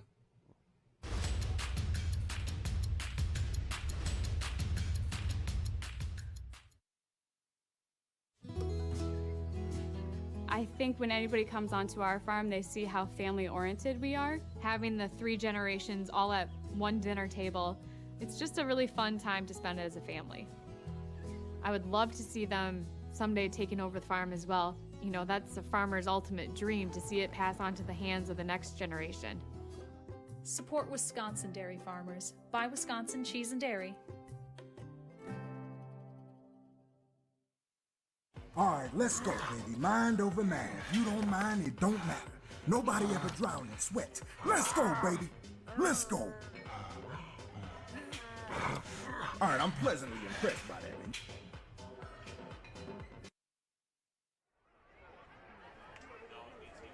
Back here at historic Robbie Stadium, home of the Wisconsin Lutheran College Warriors. They'll open up their collegiate season this Saturday.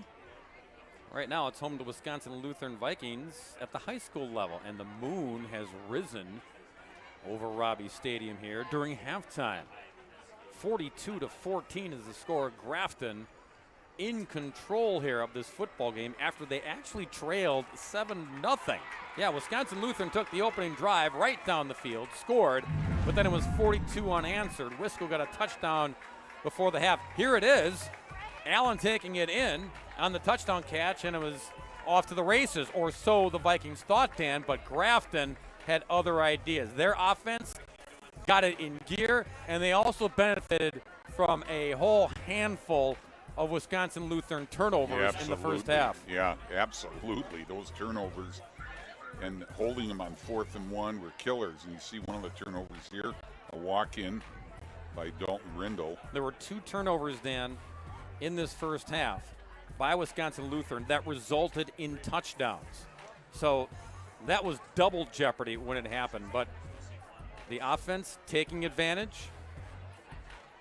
Brady Hilgart putting on a show offensively. Changing quarterbacks didn't change the end results. Another turnover here on the interception at the line of scrimmage.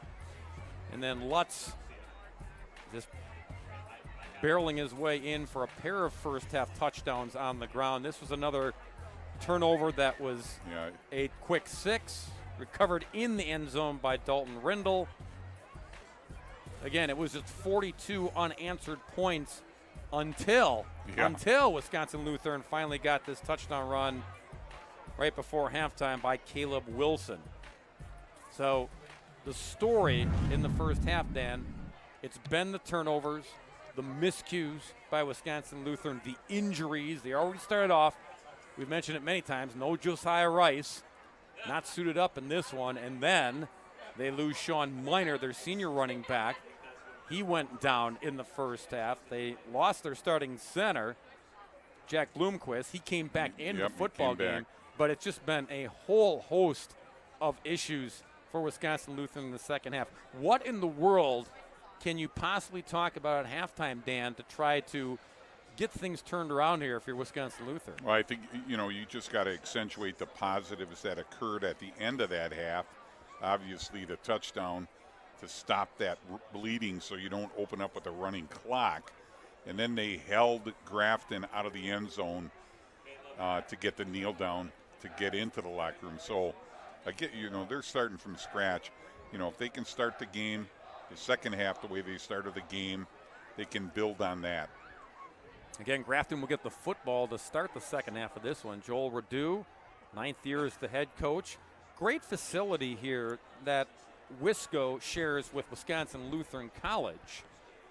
But right on campus, off of 84th Street, Wisconsin Lutheran High School, they've got a beautiful football facility, other athletic fields.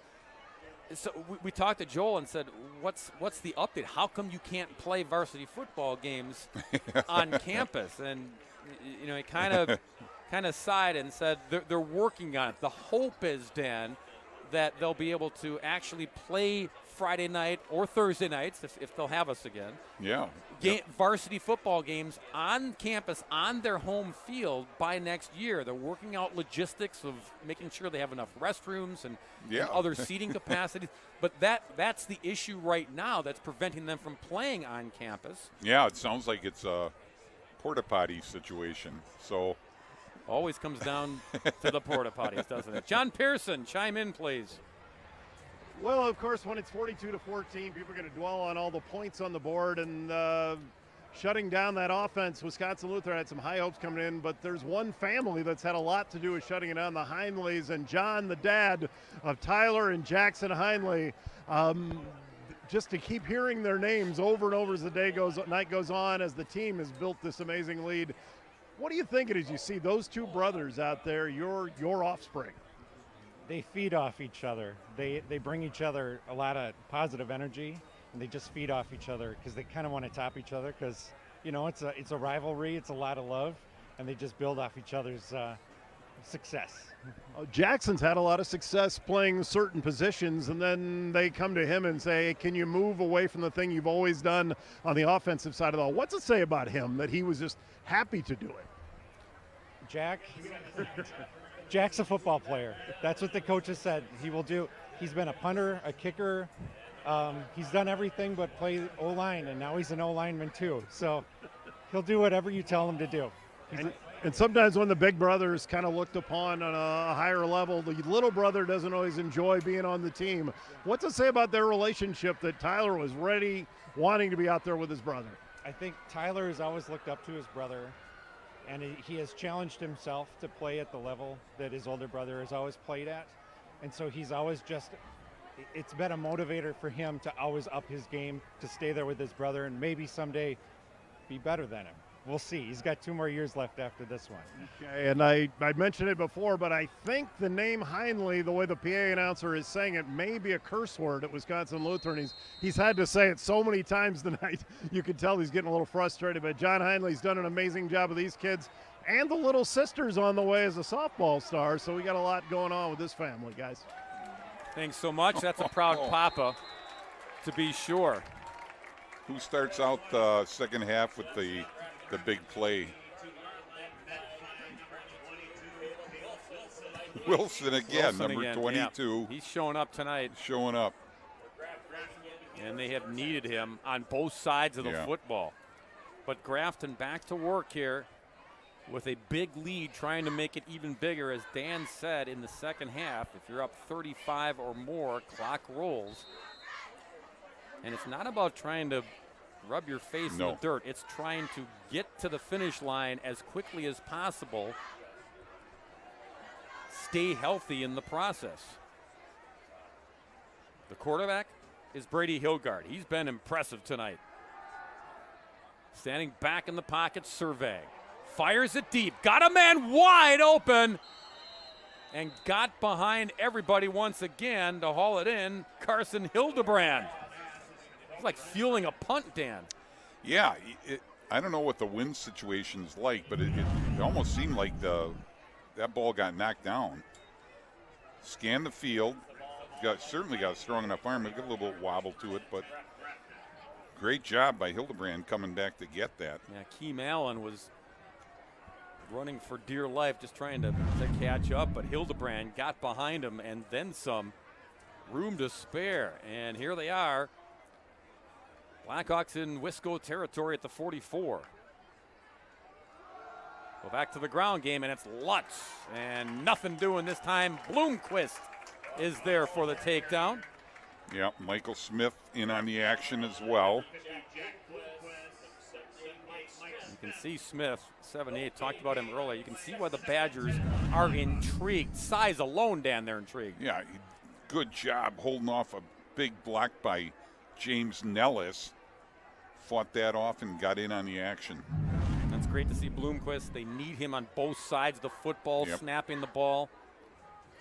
He and Smith, both two key two-way players for Wisconsin Lutheran. 2nd down and 10 from the 44.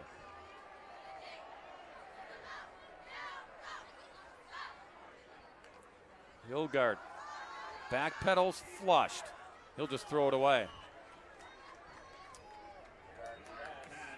Good move there, Wisco. Really nothing to lose here. They're going to start going after number 11. Yeah, oh yeah. Brad Wetzel, the defensive coordinator for Joel Redoux. It's a 3-4 defense they've switched up to this season.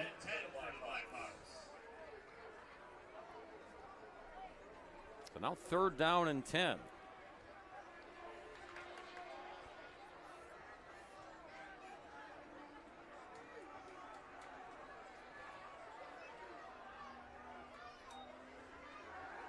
On the move. Square up and throw. And almost intercepted. Man. Nico Holtzman, we've seen him handle the kicking duties. That time, he almost had himself a pick. Yeah, I mean, excellent play for the young sophomore.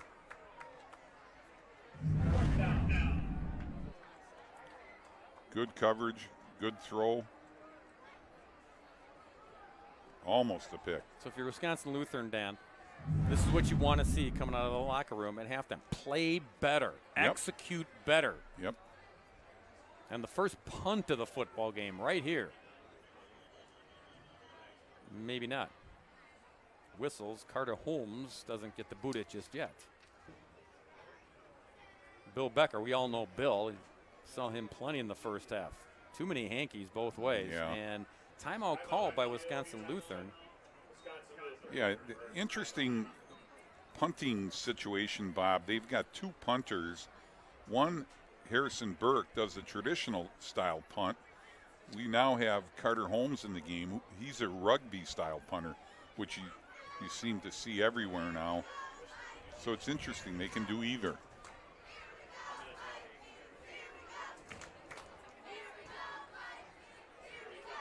Part of the Grafton coaching staff, along with Jim Norris and his guys, Luke Benshaw. Oh, yeah. Big name in Grafton football. Yeah. Ben was there as well, and Bo was there.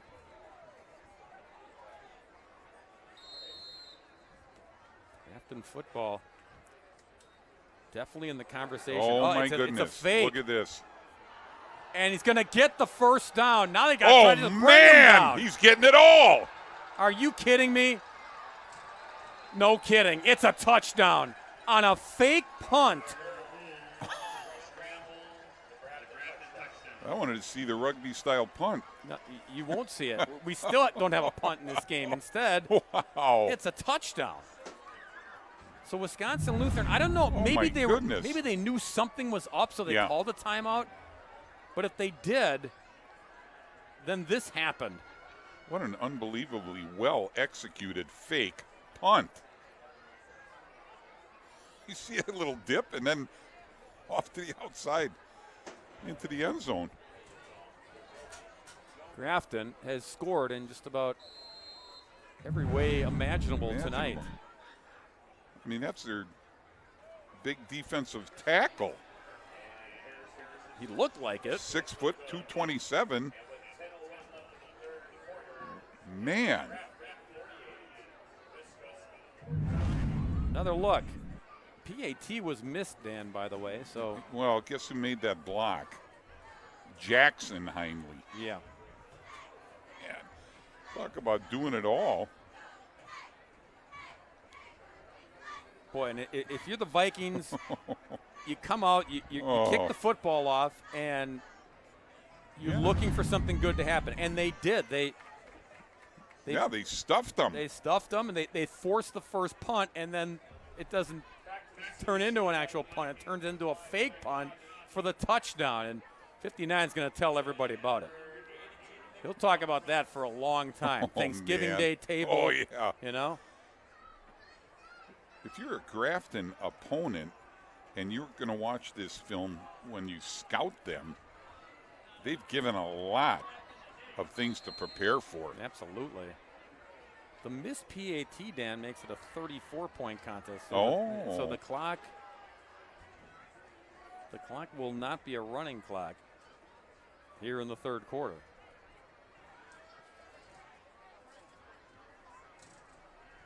Squib kick on the carpeting once again, and just covered up there by Scotty Cousins for the second time. Yeah, that's deflating for Wisco.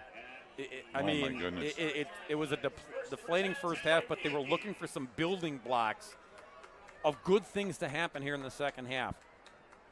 And they had them until the last play. Right. Back to the drawing board. Henry Szymanski, junior quarterback, started this contest, got pulled for the freshman, now back in there. Hand it off. Caleb Wilson once again. And Michael Smith hobbling, 78. That's not good. No. Big fella's going to stay in there, however, but you can see him trying to shake it off.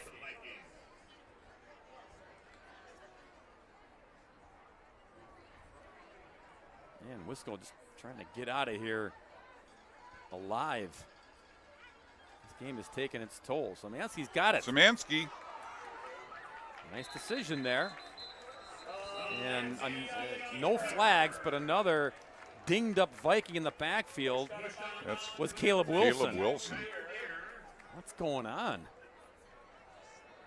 Wisco running out of bodies. It's not a huge roster. Never is. No. And a lot of two-way players always at Wisconsin Lutheran. And you'll see right here, again, when you run that triple option split back veer offense, everybody's getting hit every play because you don't know if they have the ball or they don't. Yeah.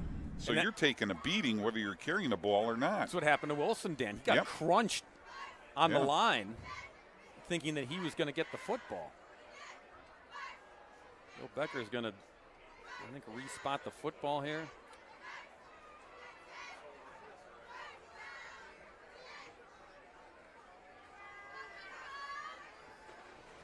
They've got it spotted at the 47, and is there a penalty? Did not see a flag. I didn't either. Bill Becker's explaining to Joel Redu, who's nodding, saying, okay.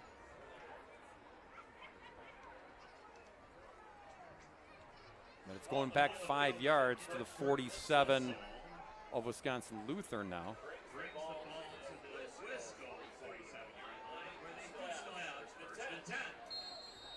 And still 1st and 10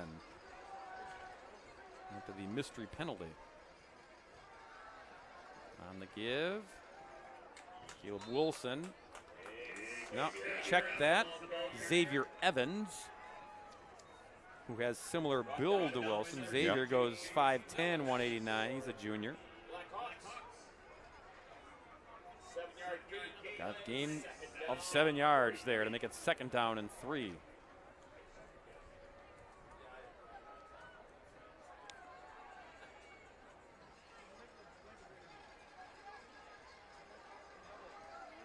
That's a 1st down run. And that is Wilson this time. Caleb. And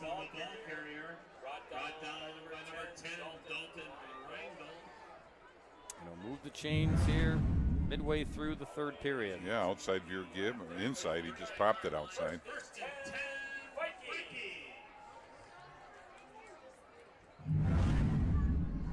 So a fresh set of downs for the Vikings at the 39.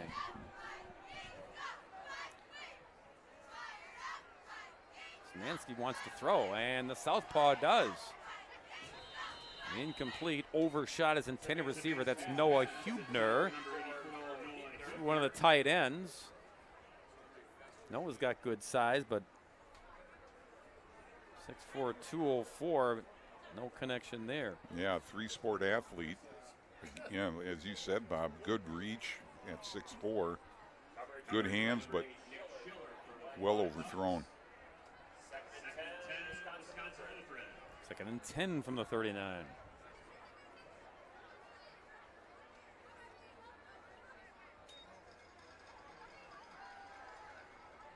Szymanski's got it, and he pays the price.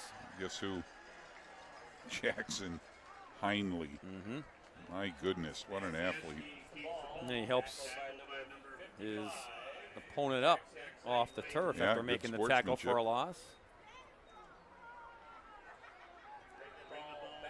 I like when Dad said that the two brothers, they push each other. They want to be better than the other. That makes it fun in the household. Yeah. I mean, just textbook tackle. Yeah. Younger brother came over to help him up. Of course he did. Szymanski over the middle, incomplete. Tried to find Hebner again. And it'll be 4th down. Normally you would say we'll punt the football here, but no. Down 48-14, you go for it here. So we still haven't seen a punt yet in this contest.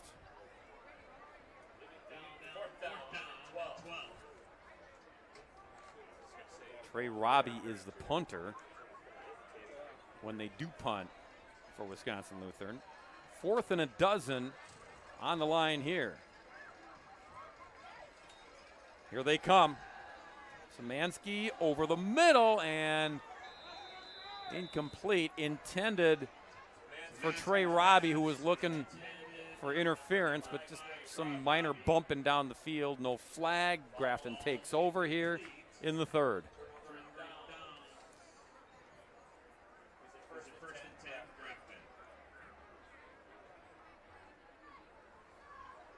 Well, we said at the very outset, Joel Radu thought there should have been contact downfield. Said at the outset, Dan, both teams took their licks last week. They made mistakes. They didn't play disciplined football. They were looking for the bounce back game. Grafton's going to get it. Wisconsin Lutheran is actually going to take a step backwards after getting pummeled by Whitefish Bay a week ago. Yeah, and we're seeing some substitutions here, which led to this timeout because they weren't sure. They only had 10 people on the field, and I think they weren't quite lined up correctly. Yeah, Grafton timeout. Jim Norris will huddle them up and talk about it.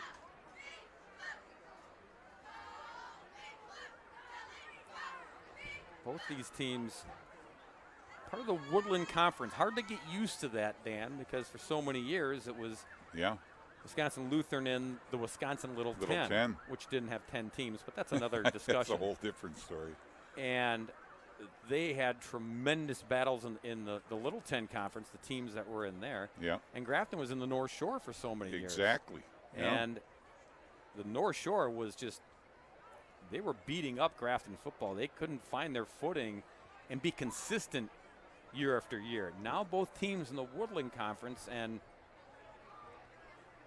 as we said at the outset, the preseason prognostication was that these two teams would both be in the conversation to, it's a fumble with a new quarterback in there, Nick Schiller, taking the snaps now.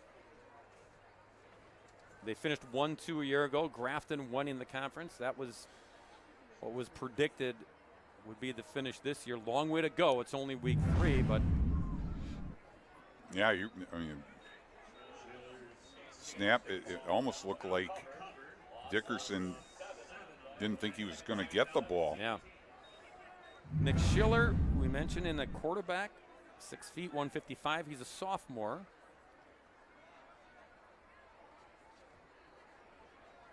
As Brady Hilgart, he did enough damage tonight. That's what you want to do if you're Grafton in the big lead. You just keep it on the ground. And you don't have the running clock, but you do what you can to keep it running. Yeah.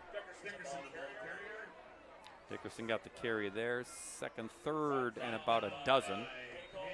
I know it's a fine line, you know, as to when you pull your starters, and you know, obviously Coach Norris knows his team better than anybody. So, but you got to be careful. That first play could have been a little bit of a disaster.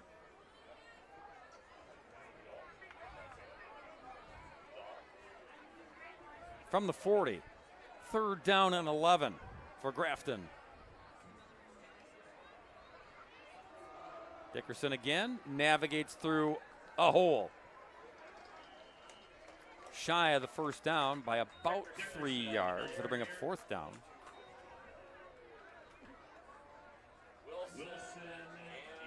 And I won't say we'll see the first punt of the game here, because last time I did it was a touchdown. I will predict this will be a traditional punt by Harrison Burke. It's Harrison Burke. So if he fakes it, then we've got something. So Burke is deep to boot the football here. First punt of the game, maybe. There'll be no run back. Yes, we have a punt in this football game. I'm going to keep rolling on the rug. Down at the 4-yard line. Wisco football trailing by 34 points.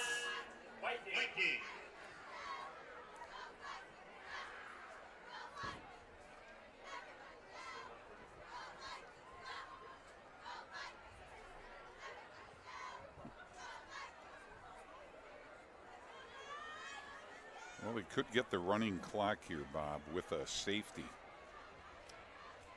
Yes. Possible. But I don't think we'll see a pitch into the end zone. Didn't work the last time. No. Henry Szymanski just handed off. And I think Joel Redoux he's also seen his guys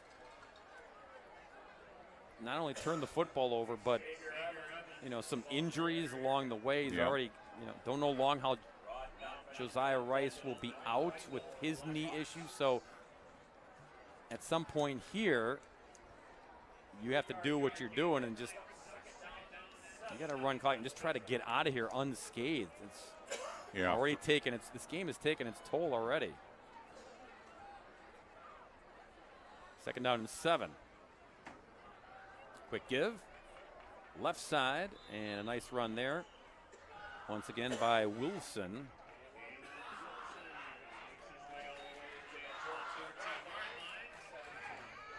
If they got the first down, they're going to give him the first down. Ball at the 15, just shy of the 15, but enough for the first down to move the chains.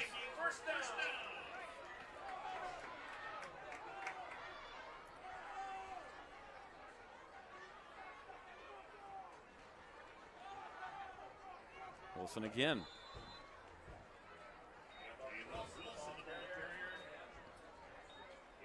Yeah, they'll use the extra day tomorrow to get healthy for their game against Greenfield next week. Yeah, and it's a Greenfield team that's coming on. The Hustlin' Hawks. 2nd down and 4 for Wisco.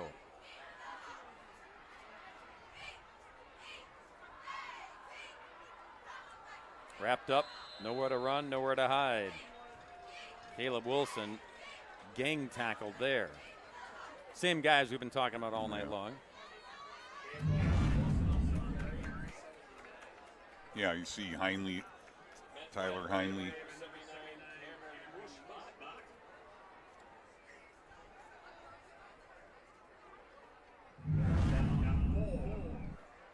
Wisco players are going to see these orange and black numbers in their nightmares. Yeah. It's the same guys making the same tackles. You know, the silver lining here has been the play of Caleb Wilson. Yeah, and they've needed him. He's dinged up again on that play, and linemen are saying, get him out of here. Yeah, he really stepped up. Yeah. without Rice in there, and then Minor went down, and 22 knew it's like, I'm going to get a lot more carries tonight. And he answered the bell. Both sides of the ball he answered. Absolutely. And now Wilson has to hit the sidelines because he gets nicked up. There's Rice. He knows the feeling.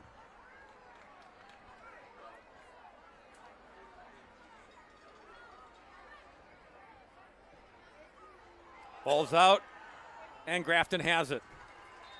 Picked up by the Blackhawks. And Grafton has the football once again on another turnover. Yeah. And that kind of night for Wisco. They're down to, maybe fourth, fifth string running backs now. Well, you can see, Bob, he comes off doing a nice job just trying to get that extra effort and didn't secure the ball. Yeah, Xavier Evans. And then Van Sluis. Was right there for the pickup. Another TO.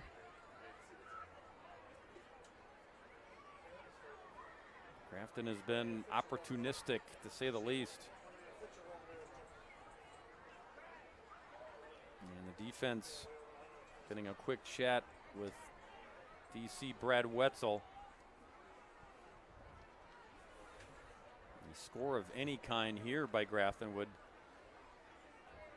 put it up and over the 35-point threshold, and there would be running clock in the fourth period. We'll see with the Blackhawks taking over here at the 25-yard line. Again, backup quarterback Nick Schiller's in there for Brady Hilgart.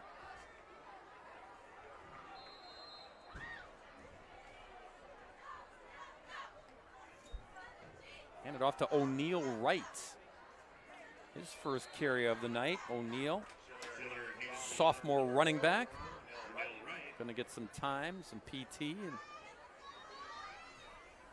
carry there as we wind down to the end of the third period.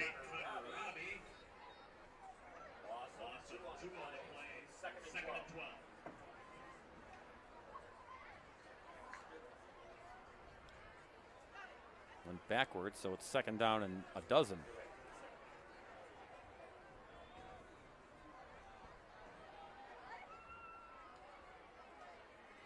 Schiller handed off to number 4 once again, Wright. And everyone with the black jersey gets a touch on the tackle. Brings up third down.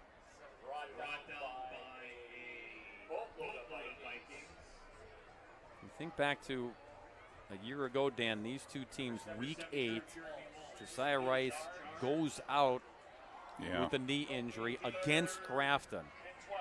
And then 2 weeks later, they meet in the first round of the playoffs, level 1. And they didn't have Rice in that game, and that was a difference maker as well, as Grafton won it. They advanced. Wisco, their season ended against Grafton. Yeah. 3 quarters have ended here against Grafton, and the Blackhawks lead it 48-14 in the Thursday Night Throwdown.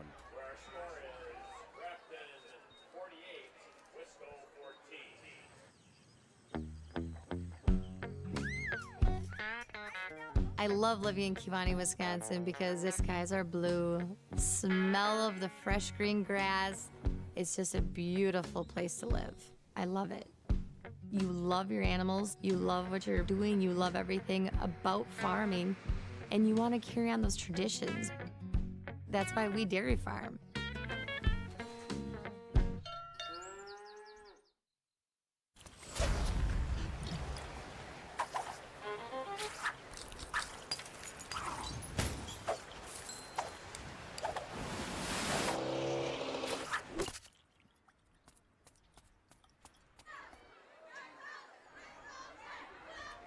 Fourth quarter commences here on third down. Throwing and incomplete, knocked down there by Ethan Gottschalk, sophomore, playing in the secondary. Brings up fourth down.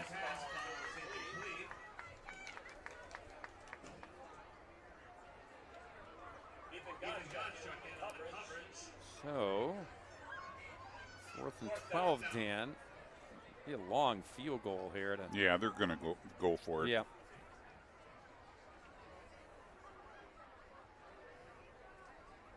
A lot of fresh bodies in there, a lot of clean jerseys. Yep.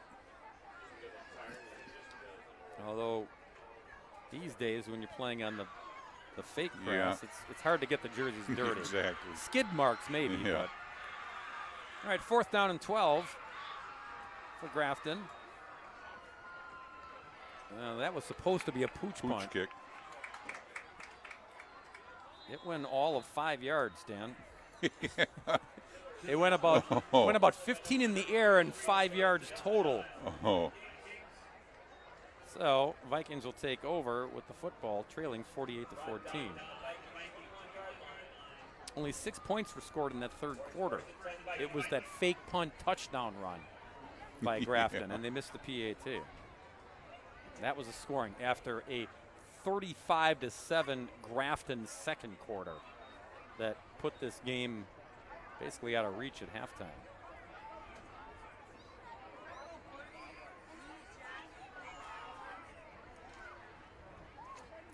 Grafton, or rather Wisconsin Lutheran, trying to get the right personnel out there now. And Jeremy Wallace runs out there.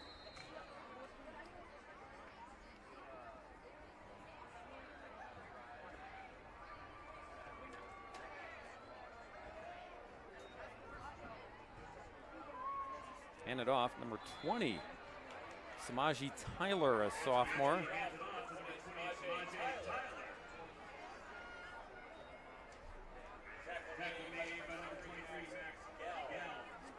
It'll be second down. And once again, Dan, Wisconsin Lutheran making some personnel changes as well, just trying not to avoid any more injuries here. Yeah, absolutely. They want to get out of here without any more damage inflicted on the injury report for week 4. Handoff there to Xavier Evans. But you're still going to have a mix of starters with backups, just because of the difference in numbers at the various positions. So, you may have all new linemen in there, but you're going to have, like, your starting quarterback is still in there now. Yeah, so is his center, Bloomquist, snapping it to Yeah. him. Needed one, they got plenty. Picking up the first down, Tyler once again. And it'll be a first down for Wisconsin Lutheran. So they're going to fall to 1 and 2 overall. And a big blemish to start this conference season. Grafton, they get the bounce back win that they so desperately needed. And 1-0 in conference play.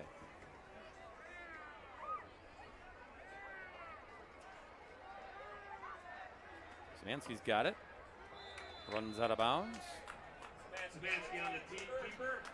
That's out of bounds. We were talking with some of the Wisconsin Lutheran coaches before the game, and before Joel Redoux took over, their former head coach is no longer coaching. Yeah, Kirk DeNoyer. Yeah, went to Lake Mills and was coaching there, but then he spent some time just being a dad, and then moving up the food chain there in an administrative position. So hard to do all of the important work there and on the academic side and be a football coach, which has turned into a year-round job. Yeah. But DeNoyer was really a big architect of this program for many years. Won state championships at the WISA level and WIAA. Yeah, he really, had an outstanding Hall of Fame career. He's in the Hall of Fame. That's right. He followed up Carl Lemke, who really started things. Yes. got things rolling here with the split back veer, and then Kirk took over and now passed the torch to Joel. And that has been the constant at Wisconsin Lutheran is, again, if you're in the program, it's the split back veer. So you know it's coming at an early age. It's not changing all of a sudden. No. So these young men, they learn it. They learn how to defend it and how to play in it on offense. Yep. It has been the calling card of Vikings football for decades now. Szymanski on the toss. What a running room for Evans, and then that closes quickly. John Pearson, what do you got? Well, in a scoring like tonight, sometimes it's a lot of stories. You guys get to fill a little bit of time. But one thing I want to make sure we salute is Jack Bloomquist, the center and the heart of the defense as well on this team for Wisconsin Lutheran. He left the game with an injury earlier, but he's been dragging himself up and down the field. You know, his team's down 48-14, and yet he will not come out of the game. The coaches, to their credit, are constantly checking on him. They think it's a good idea he's still out there. He's dragging himself in and out and doing everything he can to show he is the heart. There's Bloomquist, yep, 3-year starter. Anchor of that offense. Setting the example. You saw 15 take the snap there, Nico Holtzman. Not only the punter, but also a backup quarterback. He's a sophomore. And here's Nico. And Nico with the carry. Holtzman on the keeper. Close to first down. I think they'll give it to him here. I think he's short. Oh, he gave it to him. Yeah, they gave it to him. I thought he was short, but. Yeah, move the chains. John was talking about storytelling, and I don't want to steal his thunder, but we're here at Robbie Stadium, and John can chime in if he has more. You've got the Robbie brothers, the twins at receivers, Connor and Trey. Both of them are seniors. They're part of the Robbie family here at Wisconsin Lutheran. We just, there's many of them, but they have been a huge part of athletics at Wisconsin Lutheran College and Wisconsin Lutheran High School. And we just didn't have time to grab either one of the twins to say, you know, where are you in the Robbie food chain? Exactly. But they're in there. It's a huge family. Part of the family tree. It's a big food chain, yeah.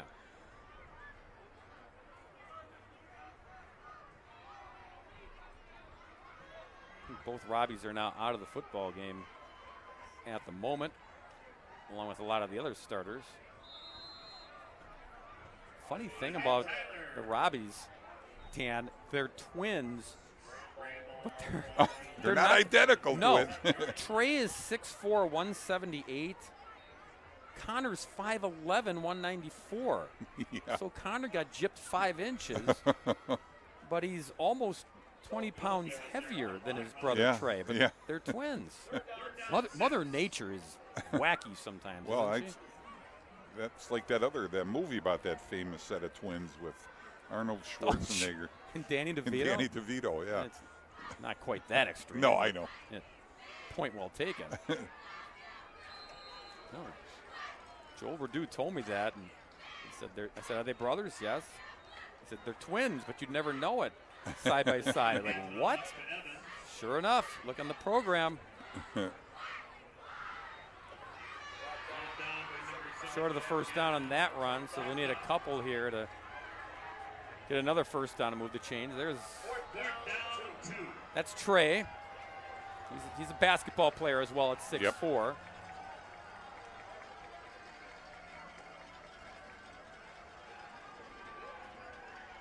And first down run there. We'll keep it in the hands of Wisco. Wisco basketball, by the way, we mentioned there's a lot of basketball players. There's the other one. Yep. Connor. Yep, see? Twins. Not identical. No. Hardly. But the basketball team at Wisco is going to have another good season, and they, of course, have Con Knippel on the squad, who everybody wants. Marquette, Wisconsin, locally, they're interested, but so are teams like Virginia and Yeah. I mean, just name a Division I school, and they're interested in that kid. So big things expected, and they said first down, but then Grafton said measure it, and they It's first did. down, but it's first down Grafton, yeah. Ball's marked just short for his first down. So the Blackhawks will take over. Trying to run some more clock here. John Pearson again? Yes, sir? Again, you got to Okay. put up with me one more time, by the way. Fine. They are the grandkids of the people that started all this. There but you they're go. Not sure which brother. I'm sure they know, but the coaches I talked to said, yeah, it's one of the granddads. And I go, well, thanks, but I appreciate that. But one thing I want to salute here at Wisconsin Lutheran, Viking Steel. Yes, there are only 3 schools in the state that have a steel pan drum ensemble, and this school has one of them. In fact, they have 3 of them right here. So half of the ones in the state are at Wisconsin Lutheran, nonstop entertainment around here. But, I almost got steel panned right out of here. Yeah, nice. That would have been a nice touch. Oh, yeah, when it's 48-14 and you get taken out, that's a good feeling, isn't it? Yeah. Steel drums, yeah. I saw Scotty Cousins was one of the guys there. Yep. Banging on the steel drums. Oh, look at that. Oh.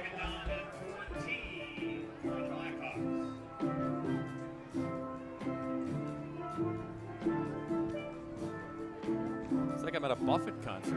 This is like nice. I'm on a cruise. Yeah. Did you bring any umbrella drinks, Dan? Yeah. Thank you, John. That was awesome. Hand off again to O'Neal Wright. Right, the ball carrier.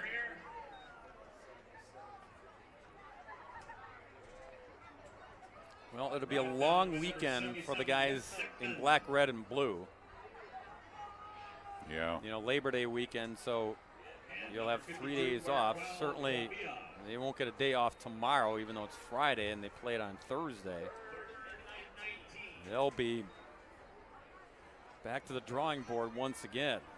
Yeah, that was the object tonight, Dan. You know, win or lose, let's just try to execute better. That's what Joel Redoux wanted to see. We need to execute a lot better. And he said his guys all knew what happened last week in week 2 against Whitefish Bay. He was interested. How are they going to respond? He said, we're going to coach them up. They know what the mistakes were. They know what needed to be turned around. Didn't happen tonight. So now you got to take week 2 and week 3 and try to fix both. Well, and the other thing, Bob, you know, now let's say hopefully you've got Josiah Rice back now, and even Sean Minor. Now your timing is it's like starting over again to get the timing in the split back veer with your starting backs back in there. Trey Robbie, deep to receive.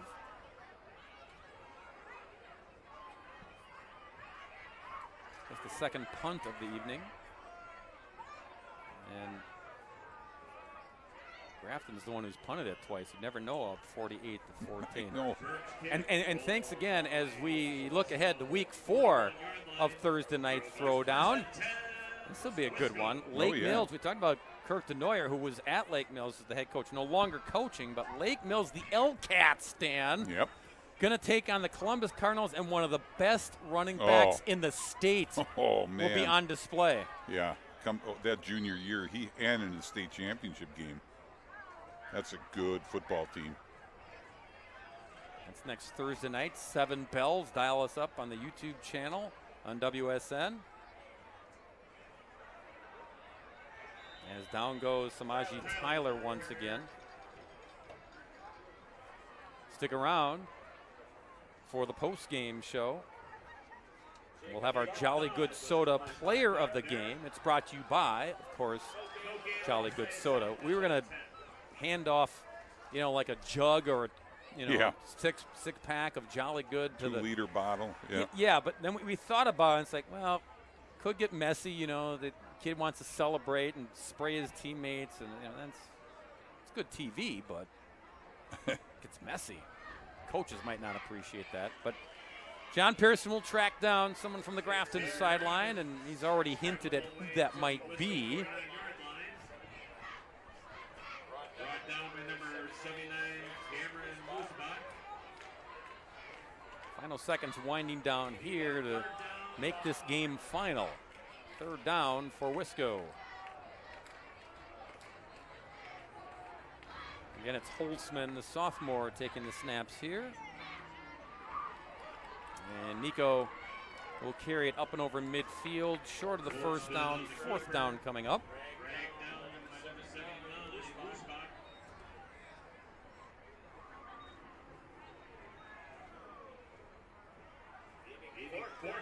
And again, both teams are home next week. Greenfield here next Friday for the Vikings. Whitnall, the Falcons, will play the Blackhawks up in Grafton.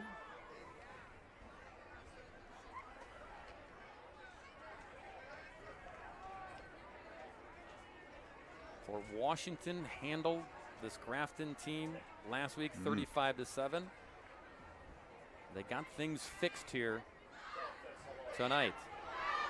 Holtzman gonna have himself a touchdown run. How about that? Nico Holtzman, 47-yard run for the Vikings.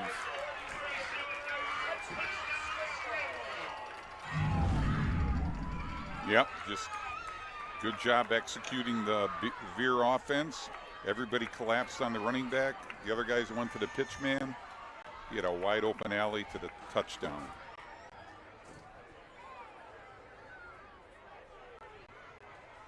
Makes it 48-20. Gonna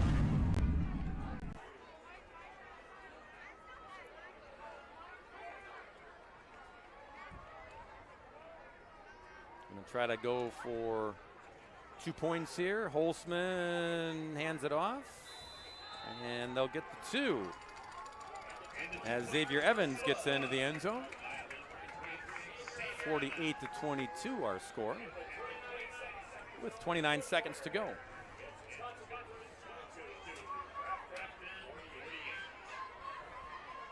Now, Port Washington, I started to say before that fourth down run, Port Washington handled Grafton a week ago. They also ended Grafton's season in level 2 of the playoffs, winning 24-14. And you saw Travis Wilson talk about the Pirates in halftime. They're ranked number 1 in their division. Yeah, they're good. So, yeah, Port Washington is the real deal up there. And Grafton can attest to that. But Jim Norris happy to pace the sidelines here. 29 seconds away from a W and his team back on track. Yeah, and they'll get another offensive weapon returning. Jaden Teague. You know, Teague, eventually all conference first team, wide receiver, had that summer baseball injury. Touch and go for tonight, but they said certainly should be ready next week.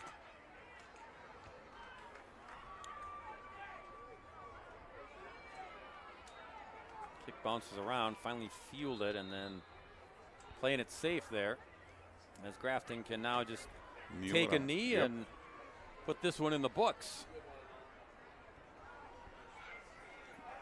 Blackhawks get the ball, dominant.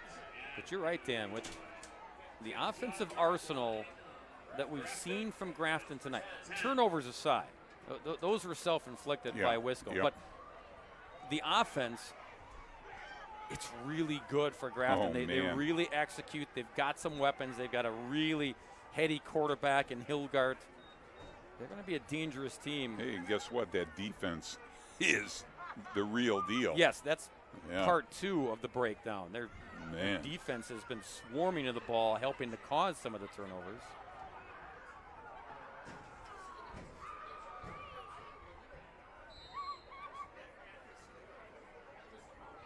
And Jim Norris, whose handshake is about as strong as my partner's.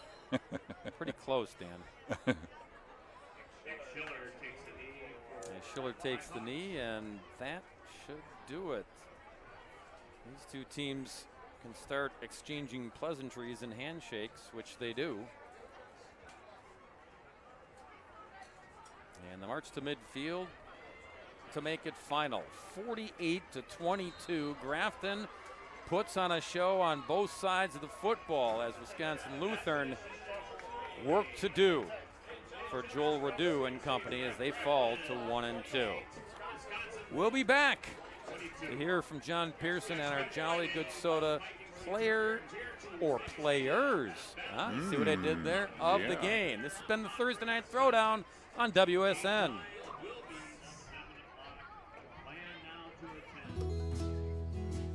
I think when anybody comes onto our farm, they see how family-oriented we are. Having the 3 generations all at one dinner table, it's just a really fun time to spend as a family. I would love to see them someday taking over the farm as well. You know, that's a farmer's ultimate dream, to see it pass on to the hands of the next generation. Support Wisconsin dairy farmers. Buy Wisconsin cheese and dairy. All right, let's go, baby. Mind over matter. You don't mind, it don't matter. Nobody ever drowned in sweat. Let's go, baby. Let's go. All right, I'm pleasantly impressed by that.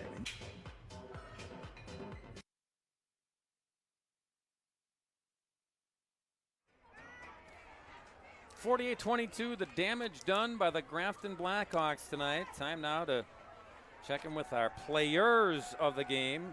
Brought to you by Jolly Good Soda. Crack open the good times and savor the flavor with Jolly Good Soda. They put the pop in Wisconsin. Down to John Pearson.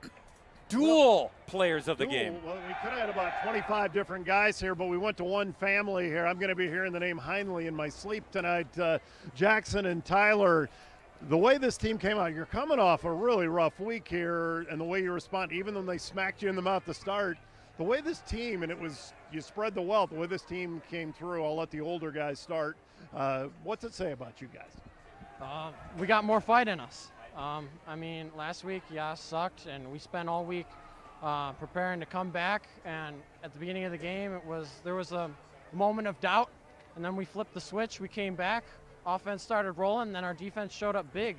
I mean, Dalton Reindl had 2 touchdowns himself, so that was awesome.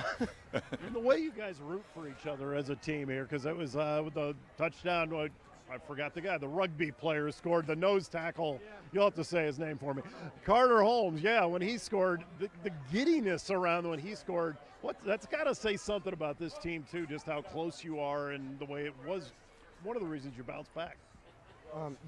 After last week especially, part of our focus this week was just being nice players to each other and supporting each other more than we did last week. Our sidelines were pretty quiet last week, and it was a big focus this week too. Okay, I'm assuming you guys beat the daylights out of each other in a lot of ways here. Sometimes when the older brother's kind of looked upon as one of the best players on the team, the younger brother does not want to be out there. Why does this relationship center so much around football and it brings you even closer together? I think he would answer that. Well, I mean, we build off each other, man. I do something good, next play he does something good, and it just keeps the momentum going. Okay, what do you see for this team? Because the defense was scoring touchdowns. The offense spread the wealth all over the place. What do you think you guys can do? I'll let you both answer it this time. As long as we stop pointing fingers at each other and support each other, I think we can achieve a lot.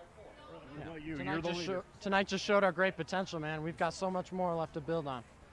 And is there a limit to it yet, or is it, you don't want to say too much just yet? What do you see as brothers? What do you see for this season? There's no limit yet.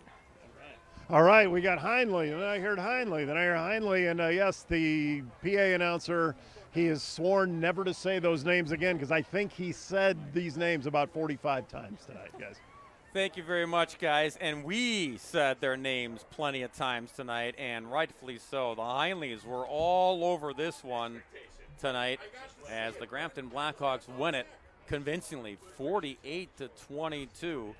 The final score. Those are our Jolly Good Soda players, plural, of the game. Brotherly love got it done tonight. That'll do it for us on week 3. For Dan Brunner, John Pearson, and our entire terrific crew here in Wauwatosa. I'm Bob Brainerd saying so long from historic Robbie Stadium. Once again, the final score, Grafton 48, Wisconsin Lutheran 22. Next week is week 4 in the Thursday Night Throwdown. We'll have it for you on the YouTube channel. Lake Mills will take on Columbus in a big conference matchup. So long, everybody.